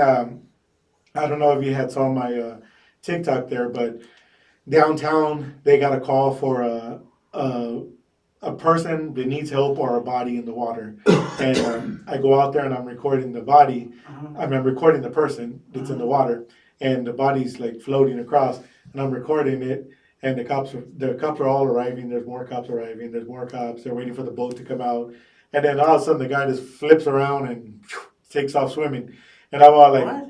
man, yeah. So he's really alive. He was just floating on his back, but man, I felt like going in that water so bad. Man. You I'm think like, like he was, Yeah, you think like scoot he was over. meditating? But or he was in the something? bay? Yeah, in the bay. Like if you go look at my Floating on his back. TikTok, He looked like an alligator. yeah, honestly, Yeah, he did. He really did. But I'm kind of upset now that I recorded him because maybe he was just like me and he just wanted to like dip his feet in the water. He was Like, having some private time. So Yeah, you like- wouldn't He invaded was his meditating, privacy. man. A lot of people probably freak out that I do that, but like, oh wow. I mean, there are people who do all kinds of stuff, man. I mean, I really, like I said, the one at the Married with Children, that one was cool, man. It kind of, there was a lot of people inside there. There's like kids jumping in there, Yeah, so people do it. it really wasn't And it's huge. It wasn't Yeah. at the rail. Yeah, it wasn't like the one in front of MD Anderson. That one right there was like a big old waterfall, and like there's just cars going in circles and going in circles, and I'm just running through the water, and the people are just recording. I'm more than sure that I'm on like all these people's TikTok and stuff. I mean, I'm more than sure. Definitely on some security footage. Hey, Yeah, security footage for sure. Hey, so I know you've been to a lot of cities all around the U.S., man. And being that I love food, love food, where's your favorite place to go eat? I mean, He's like, every "Dang place it." has their What's your favorite? But I love going to New Mexico and just completely wrecking my stomach with green chili. The pozole, I'll get the as soon as I get into New Mexico, I'll go get me some Hatch green chili pozole, and you know be miserable the rest of the day. But For those 30 minutes. But your heart is it's content. great. Yeah. Sounds amazing. It sounds amazing. Yeah, because usually after this we go eat. Yeah, it's a Mexican. routine, Yeah. and I think we might have a stalker out there because I saw Oh, a lady getting mad at me for talking over there. Oh but- my goodness. Yeah, I remember yes. Yeah, but you it's can be fun. arrested. Yeah, I got the cops calling me for being We too didn't tell loud. you that, Crystal. We went to go eat you're the after loud I think it was the last podcast, Yeah, right? It was last And the lady wanted to call the cops. yeah, it was just because us we're three. loud. Yeah, so we sat in a booth, and so we're talking, and Scott talks loud or whatever. Yeah. And then like 2 booths ahead of us, the lady turns around. Hey, can you keep it down? You're talking loud. Can you keep the cussing to a minimum? She turned around, and we're all like, "What the heck?" Like he wasn't even cussing. I mean, it was like, if anything, like It was just because we were loud. just regular words. Being loud. And then Scott's like, no, thank you. He goes like that, and then she's all, well, then I'm gonna call the cops on you. She's like, Hey, he said the number's 911. yeah, he's like, go for it, number 911. That's funny. That's my favorite response. I had some lady, and she had every right to be upset. We were blocking the street. like your neighbor. Last day of school. Last day of school. There's 2 lines to pick up the kids, and yes, it's chaotic. She's trying to get to her house, but she decides she's gonna get off her car and start knocking on Oh, windows. my And I'm one of the goodness. windows. She goes, "You're blocking my way in." I go, "Well, everyone's kind of blocked in." And she goes, "Well, I'm gonna call the cops." And I'm like, "Okay." Go for it. Like what do you want? I mean, that's your right to do so. Yeah. Don't get out here if they can't get down the street either. Yeah. Like, she goes, "It's a safety concern." I was like, but I'm not the person. Why are you talking to me about it? Go talk to the person. It was funny, man. Me and Sylvia were at Subway one day, man, downtown. We're at Subway downtown, man, and these little skater kids come in, man, and they're sitting at the next booth in front of us, and me and Sylvia are talking, and I don't know what Sylvia was doing, but Yeah. he turns around and he tells Sylvia. He's take a picture. It'll last longer. Stop looking at me already. And I turned and looked at someone and said, "Were you looking at her?" She's like, "I don't know." But I was like, was I? I don't know. but what was so funny that when he said it, man, we took it like as a major joke, and we just started laughing, man. So the kid starts laughing too, man. So we're like, he's like, "Yeah, I can't be mad, man." But it was funny though, man, because the kid just like out of doors. He's all. I mean, he was probably like 10, 11. Yeah. He's all, "Take a picture. It'll last longer." We're like, "What the?" And we just start cracking up, man. I would have put on Olin Mills, bro. I would have started taking pictures like crazy. Well, that was It's pre-cell a phone, Gatorade. so it was like okay. yeah, Oh, before all that. before all of that, yeah. Yeah. The people that don't. What are you looking at? It's like, man, I space out a lot. For real, bro. I didn't- do. I wasn't even aware I was looking at you. I'm looking if through I'm you. being completely honest. Yeah. Another time, man, I was at a restaurant, man, and the TV's above him. I guess he didn't realize that the TV was above him, and it was like a Cowboys game or something, man. And I'm like watching the game, and I'm like looking over there. I guess it might look like I'm looking at him, and his girl was pretty though. But I mean, he was like in front. How do I know his girl is pretty? I'm just messing with y'all. Y'all supposed to say so. Y'all were looking at It him. was But- the green dress she had on. yeah, I mean, it was a green dress. No, but I'm looking at the game, man, and he turns around and he's like, looks at me, and he's all like, he turns the other way, and then looks again at me, and I don't realize like, he's getting mad that I'm looking that way, and I'm all like, why does this dude keep on looking at me for? And he's thinking the same thing. Why does this dude keep on looking at me for? And I'm like looking at the TV and everything, and then he's like, I guess he tells his wife like, no. I'm like looking there, and he comes by. He's dude, I felt like very uncomfortable the way he kept on looking at me. I said, I wasn't looking at you, dude. I was watching the game. He's all, man, dude, the whole entire time, dude, I was eating like it was my first date, man. I was taking like little bites and look over there, like the guy keeps on looking at me still. But the whole time I was looking at the damn game, man. I don't know why. Turn. Yeah, whatever. Yeah. Sports bar, man. There's TVs everywhere. No, it was like a little Mexican restaurant. okay. But I mean, he knew what he was He doing. was uncomfortable. Yeah. You made him uncomfortable. It would have been worse if I would have been like, ooh, man, that was a good play right there. Hey, what did you think of? It's kind of going back a little bit, but what did you think about the whole Super Bowl being them put in with SpongeBob. Did you know about that? Did you hear about that? What was that?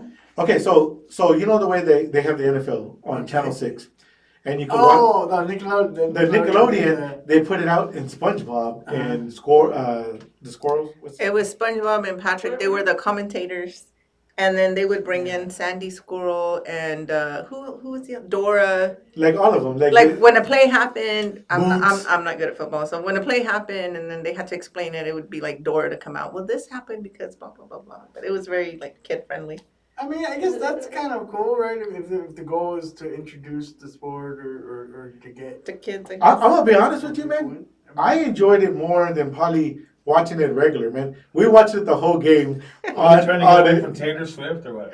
I don't know. Oh No, yeah, they kept showing her. They kept on showing her and everything. But it was funny though because you know the way they slime, you know the way they do the slime. Anytime that they'll make a point, they'll slime the end zone, and it's like, oh no, they're gonna slime the end zone, and it's like a slime going everywhere. And I thought it was the most cool. I'm more than sure the people that were like, okay, it was probably even worse because we were in New Orleans at Mardi Gras.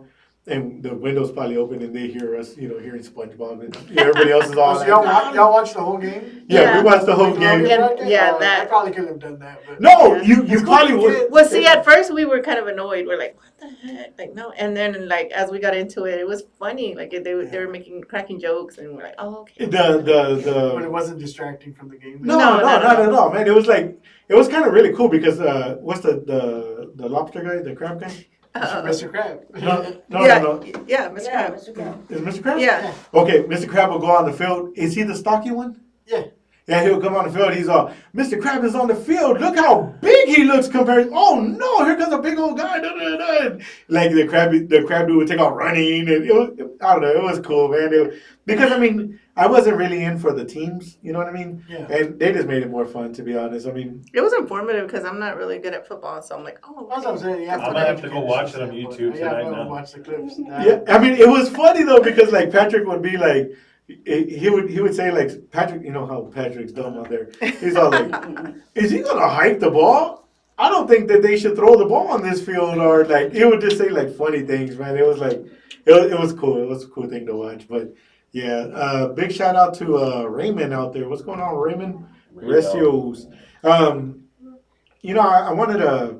We did pick up a new sponsor out there. Yes. And they are Trinity Insurance. And guys, you know, it's kind of Insurance is crazy nowadays. well. The whole reason why I even wanted to reach out for an insurance company, and I know Grace. Agency. I know Grace. Grace is She's awesome. an amazing person. Grace has been in business here for, oh my God, I couldn't even tell you how long she's been in business here. Let me pull something up real quick. Let's see. Hold up. Why are you tripping for? Anyways, let me pull up this other screen then.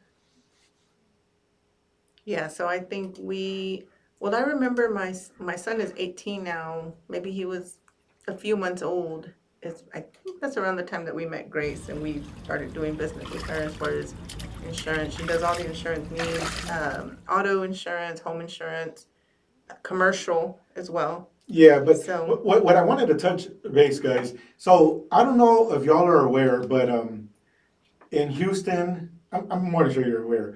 In Houston, San Marcos, New Braunfels, I believe in Austin, Dallas, all the northeast areas of Texas got hit with some major bad weather. Well, that bad weather didn't affect you, but you didn't think it affected you. It did affect you. They did so many claims. There's so many claims being done right now that the insurance companies, the way they process everything is if something's going on, they have to raise the rates of the premium. So what they did was they went and searched, and so many claims came out that insurance rates just doubled, tripled, quadrupled. I mean, my insurance was $462 is what I was paying. $462. I have 4 cars on there. $462. My insurance bill, I could post it if I And that's if I monthly. need to prove it. Yeah, $462 monthly.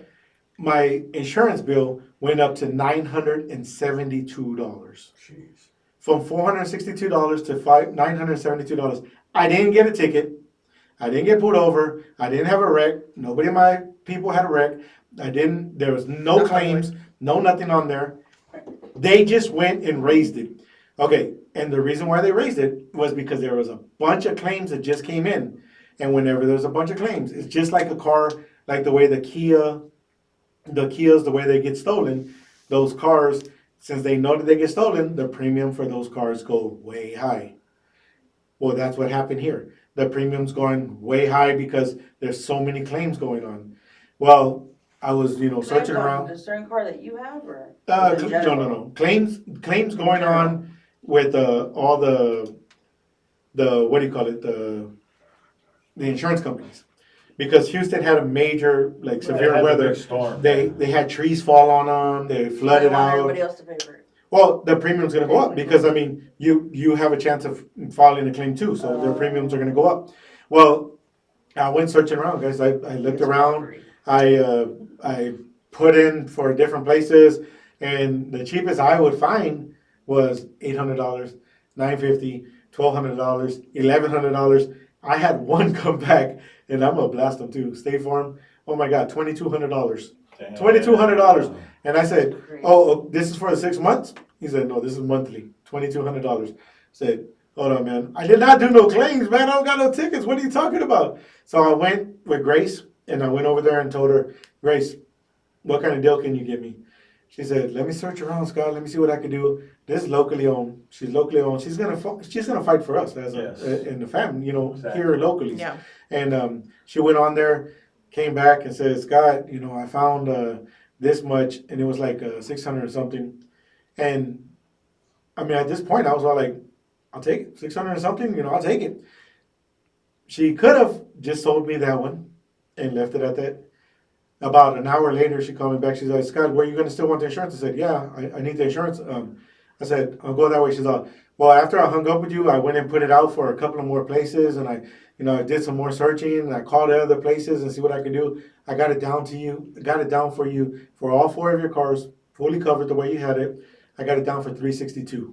Nice. Saved you money. Saved me money, man. All right. $362. And I was all like, why wouldn't she want to keep me at $600?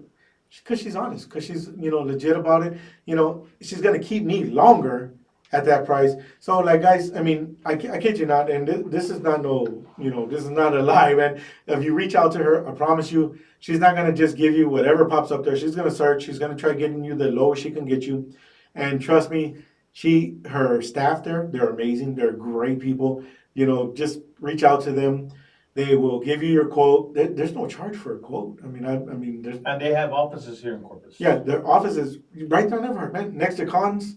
They're not cons. The people across the street are cons. The ones right there, they're legit and they're honest, and they'll get you what you pay as the best they can get.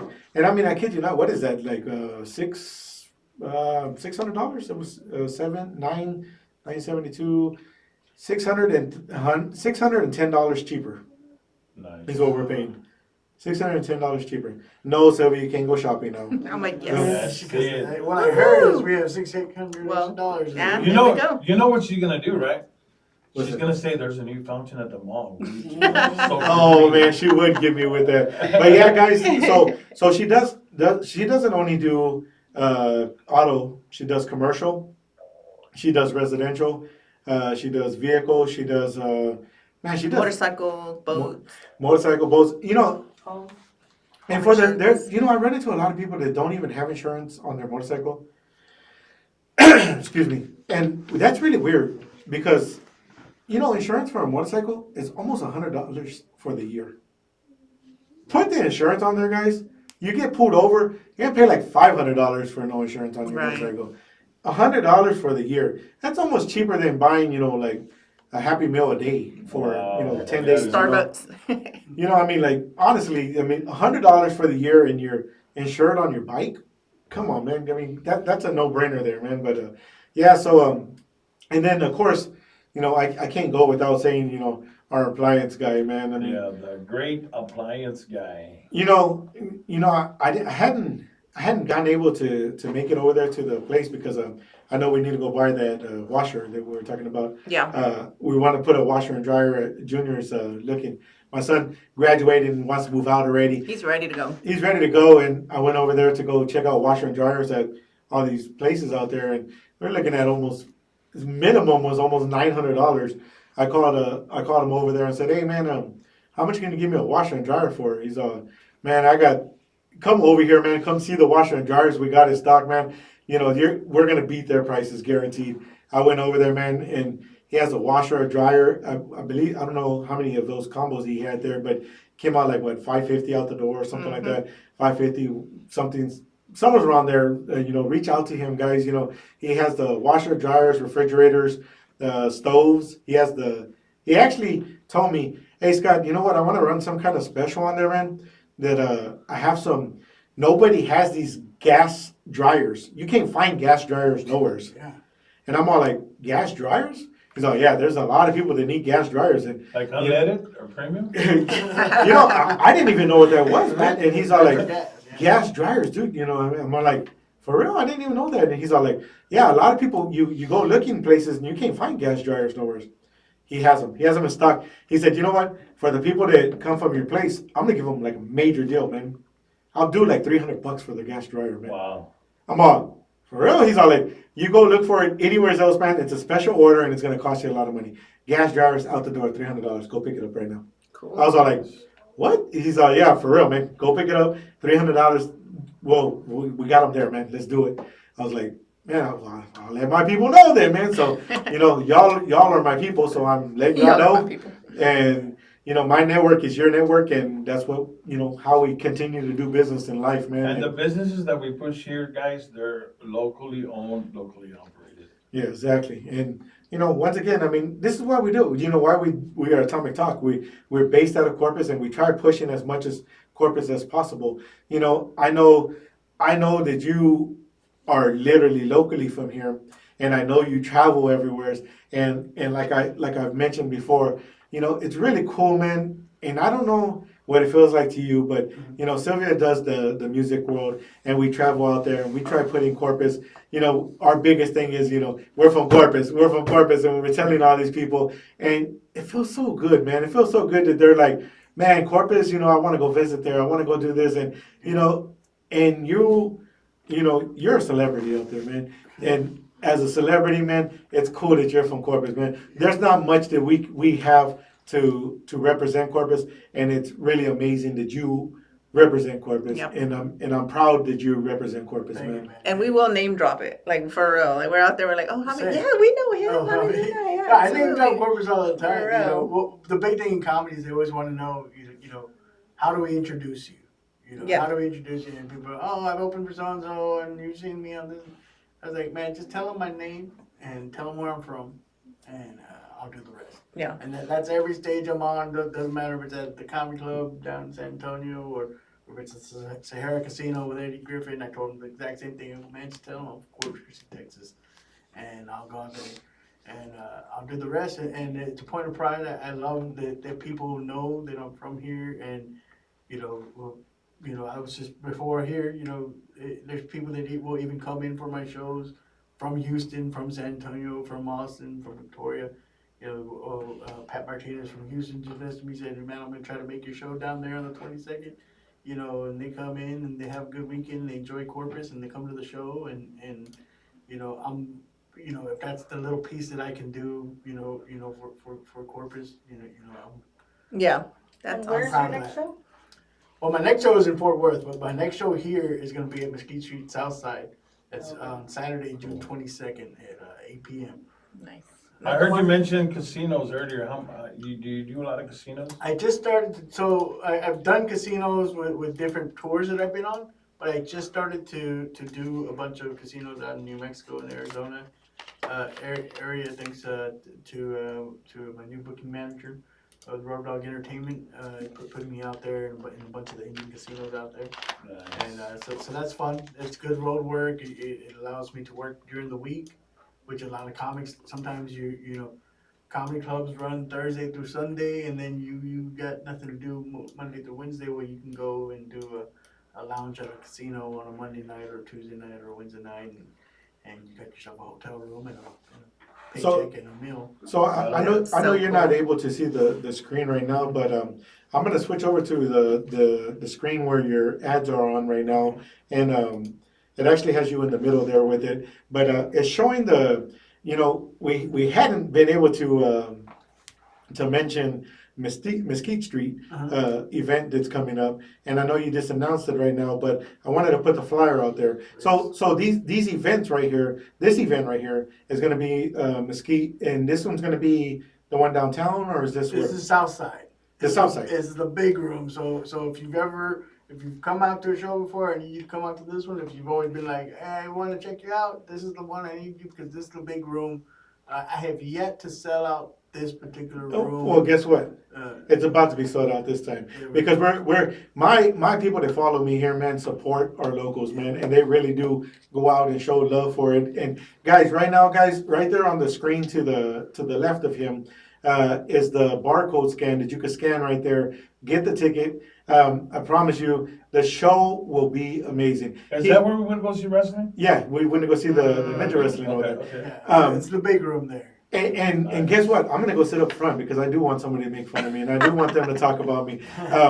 But I do wanna I'll be. I do wanna mention the people that are gonna be on stage with you out there. Who's the head the host, or how does that work? So doing something new. So that I've been doing on this road is I love old school comedy. I run what we call a 2-man show, or in case in this case 2 comic show, because I do like to bring a female opener and work with female comics as often as I can. So Michelle Cantu from San Antonio, like I said, she's gonna come in. She's going to open up the show. She'll do about 25 minutes, and then I'll rock the rest for about an hour and 15 to an hour and a half. That's awesome. Cool. So this show's June 22nd. Yep. The doors open at what 7 o'clock there? Because the show starts at 8. Yeah. Normally start. Yeah, if you're gonna order pizza and all that, I recommend getting there when the doors open, man, because they get those ovens going and everyone's ordering food at the same time.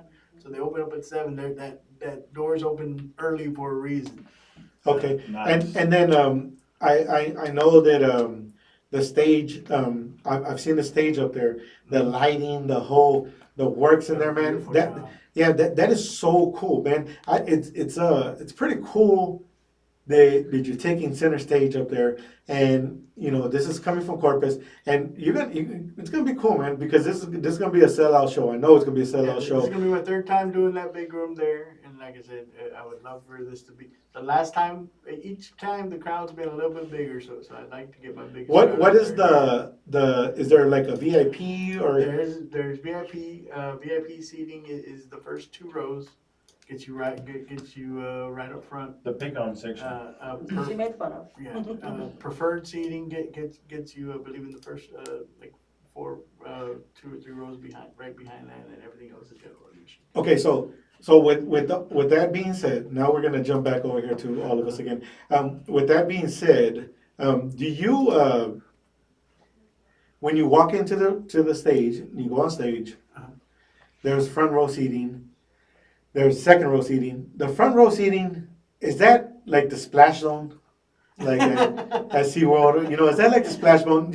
Guys, if you're gonna pick that spot, you know that you're gonna get wet. You're You gonna know, be part of stuff's the gonna show. go down. Part of the show. Stuff's gonna go down. Yeah, I for sure. mean, is that correct? Is that? I mean, if like I said, I'm not a crowd work guy, so I'm not intentionally picking out anybody. But you are the only people that I see, so if I'm gonna talk to anybody, it's gonna be in those first 2 rows. Yeah. Okay, yeah. Yeah, and usually, what I mean by talk to anybody is my comedy's conversational. Yeah. So while I'm not interviewing, I'm not gonna ask you what you do or anything like that. I'll, if I see somebody enjoying a joke or resonating with a joke a lot, I have no Yeah. problem directing the joke. Hey, Connecting with that. Yeah, connecting with that person. Connecting Yeah. with somebody. Well, June 22nd, I'm gonna be there, and I'm ready to be called out. I don't care if you call out my feet. It's Is all that a good. weekend? It's a weekend. It's a Saturday. Ooh, Which is yeah, good. They usually juicy. give me a Friday night. They finally gave me a Saturday, which is a better Nice. chance for me to get people out because Friday, you get out of work. Sometimes people can't rush or whatever, and so I'm happy to get a Saturday night there. That's But awesome. I have a good buddy that's in San Marcos, no, New Braunfels, Mhm. and he runs a big club out there, man. I saw him on here earlier. I'm more than sure he'll probably be reaching out to you, man. Love to hear from him. He got a very big venue out there, man. It's a humongous patio, probably fits about 4,000, 5,000 people out there. But somehow they're always packed and they're always jammed. So, hopefully he'll be reaching out to you on there, man. But yeah, man, I'm so glad we got to conversate, man, and talk and. We usually kind of go on a conversation and start talking about some other stuff, and Yeah. it's been so interesting with you, man, and It's been all about Javi. I All know. about me the way I like it. And it's still not enough. Like I want to pick your brain and just ask all these Are you gonna questions. tell us some jokes? She's like, I listen. I've been waiting for you to be funny this whole time, man. People always ask, and like I said, I'm a storyteller on stage, so it's my jokes aren't like a setup punch Like a punchline type of thing. kinda- Yeah. kind of deal. So it makes it hard sometimes to go into like a joke, like everyone said. But everything I do is drawn from. I like to say that my comedy is like the Bible. Everything I say is true. Some of it actually happened. So I draw from real life experiences.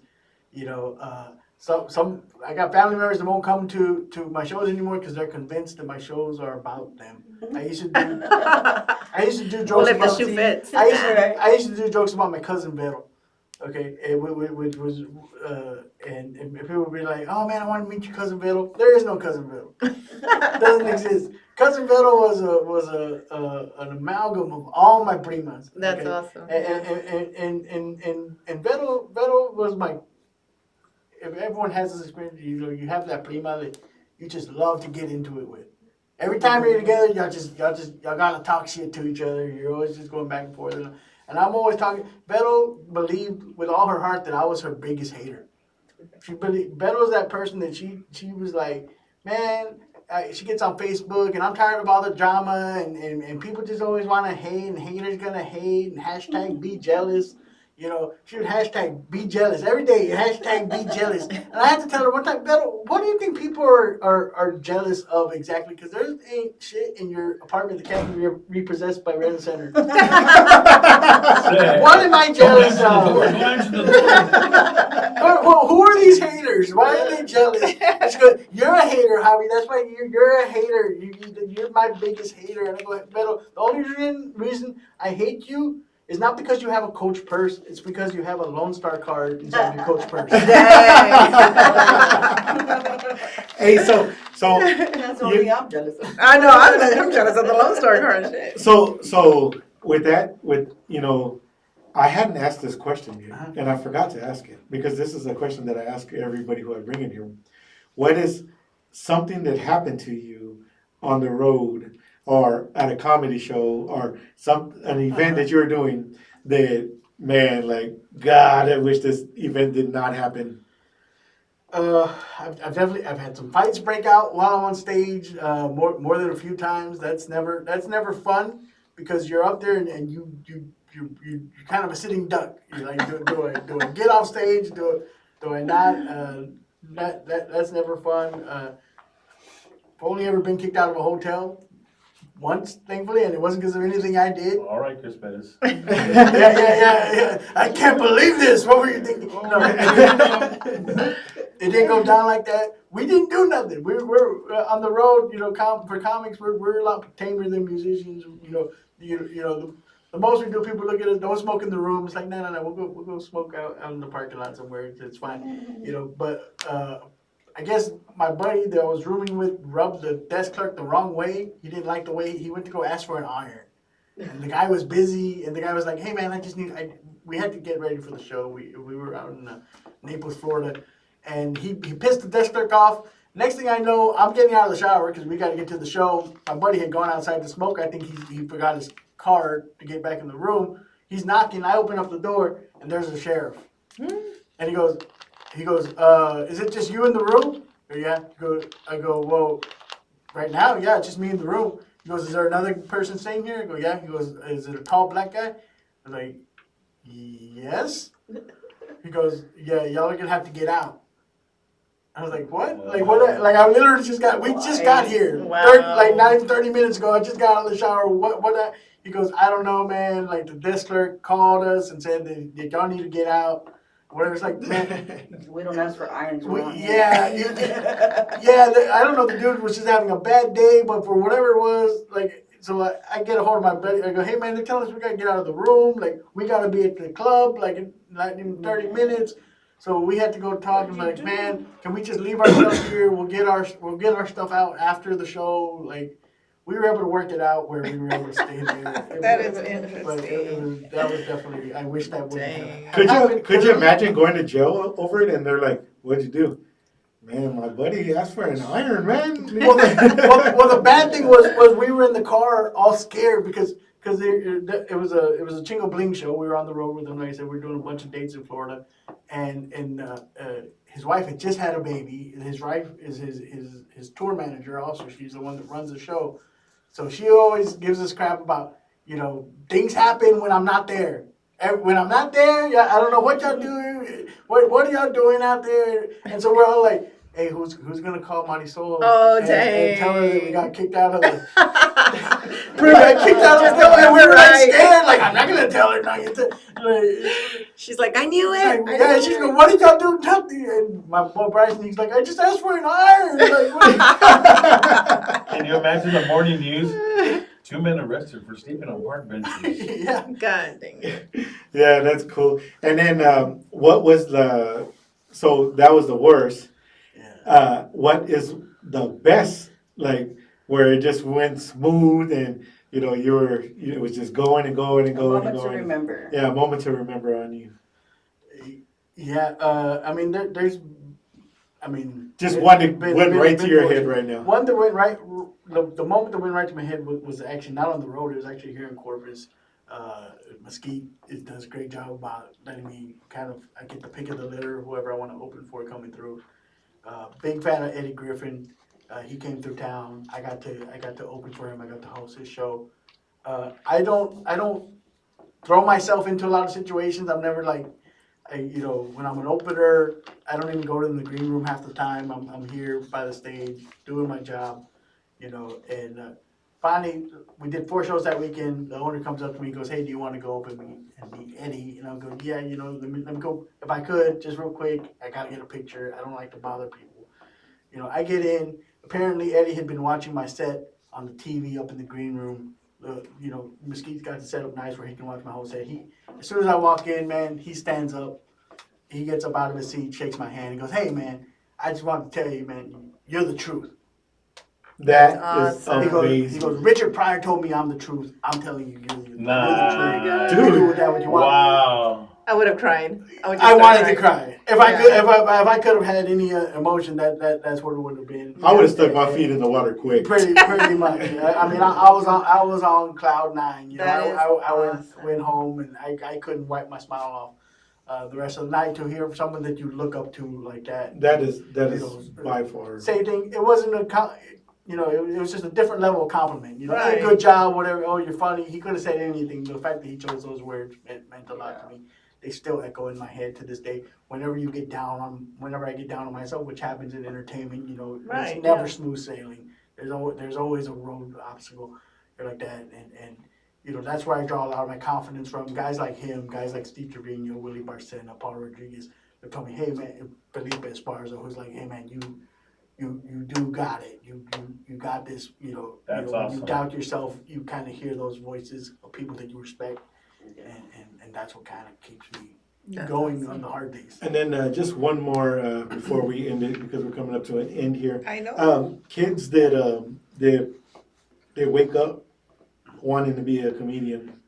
You know, they woke up and they're like, I want to be a comedian. And this is my dream. This is what I want to do in life. What kind of words can you give to them to keep on going for this? Is never stop taking in new information, and that's from people. Have every conversation you can with everybody that you can from different walks of life. Observe everything that you can. George Carlin was one of the first comics to ever put out a special a year for like 15 years. The guy was one of the most prolific comics ever, even still to this day. And what he said is he never had a fear of running out of material as long as he never continued to take in new information. Never stop Makes living sense. life. Yeah. You can't ever just completely be, I'm only a comedian. You know, that's why a lot of the best comics are have families, live rich lives outside of the art form. Because as long as you're doing that, you always have somewhere to draw from. So That's so awesome. that's A really good advice there, man. And you know, guys that are, you know, the ones that are looking at this right now, guys, you know, thinking about doing Comedy World, you know, go out there, go step out there, man. You know, Follow your dream, baby. always, man, always of it's, you know, drawing, of it's something, you know, just keep going, man. Keep pushing, and you know, that's one of the biggest things that my word to you. I'm an entrepreneur, and I've been in every single thing that you can think of. I do it, and if I was to say that I'm not going to be able to do it, that would be a mistake, because there's no way in this world that there's nothing that I can't do, because I'm going to do it, and no matter how I get to it, I'm going to do it. I promise you, I'm going to do it.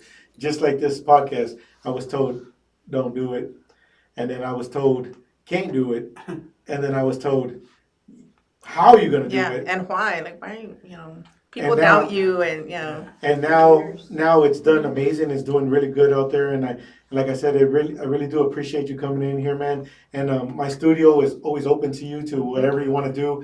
You want to do a video, you know, or whatever here, man. We got you set up, man. We get you going. And once again, guys, we do appreciate all the people that tuned in, shared, watched it. I know that there's some on Instagram there's some on YouTube, TikTok, everywhere's out there that is being shared. I haven't checked into the other ones there, but I'm hoping to go back there and see your comments and get to you. But we do appreciate everybody who tuned in today. Ray, you got anything to talk to them about? Gonna be a busy weekend for me, man. I start tomorrow night. I work over at David's Gym. I'll be Then- there with him. Then Thursday, I'm at Whiskey Real. Then Friday, I'm at the location with Lucky Joe and Ricky Naranjo. Then Saturday, I have a graduation party. Then Sunday, I got another graduation party. And then I finish the night off at the ranch. Wow, that sounds really busy. So, Crystal, anything? I'll be with him tomorrow. Yeah. And then At David's. Sunday, And then yeah, we David's. you'll be in Dallas, right? Fort Fort Worth, Worth, June 7th. June 7th. Corpus Christi, June 22nd. And here's one for you, for a little exclusive for you. It hasn't even come out off the press yet. Ooh. June 16th, I will be doing a Father's Day show with Happy the Comedian In town? in Kingsville. Oh, That's Kingsville in at town. Steakhouse Burgers Live, pretty much down the road. So if you're looking for something to do Father's Day, How do we get tickets? Okay, Nice. will you be posting the way to yeah, get tickets? yeah. Follow me on social media as soon as I get the updated flyer. I'd like I'm to take my excited. dad to that. It's been exciting. It's been years since I've worked with Happy, so I'm excited to. That is awesome. That's so exciting. Yeah, and then Sylvia. This weekend we are completely open. We are actually resting from our previous weekend, which we had my daughter's birthday and then my son's graduation and then his graduation party, and so we were super swamped. And so this weekend we'll probably just maybe head out of town and And go dip my go feet look in for some water. fountains. Yeah, we're Yeah, gonna do a but- little bit of relaxing this weekend. Yeah, it was so cool to have you on here, man. All the people that shared, liked, and did everything for us, guys. We love y'all, guys, and we'll see y'all on the next one. Peace. Yeah, let's go. Later.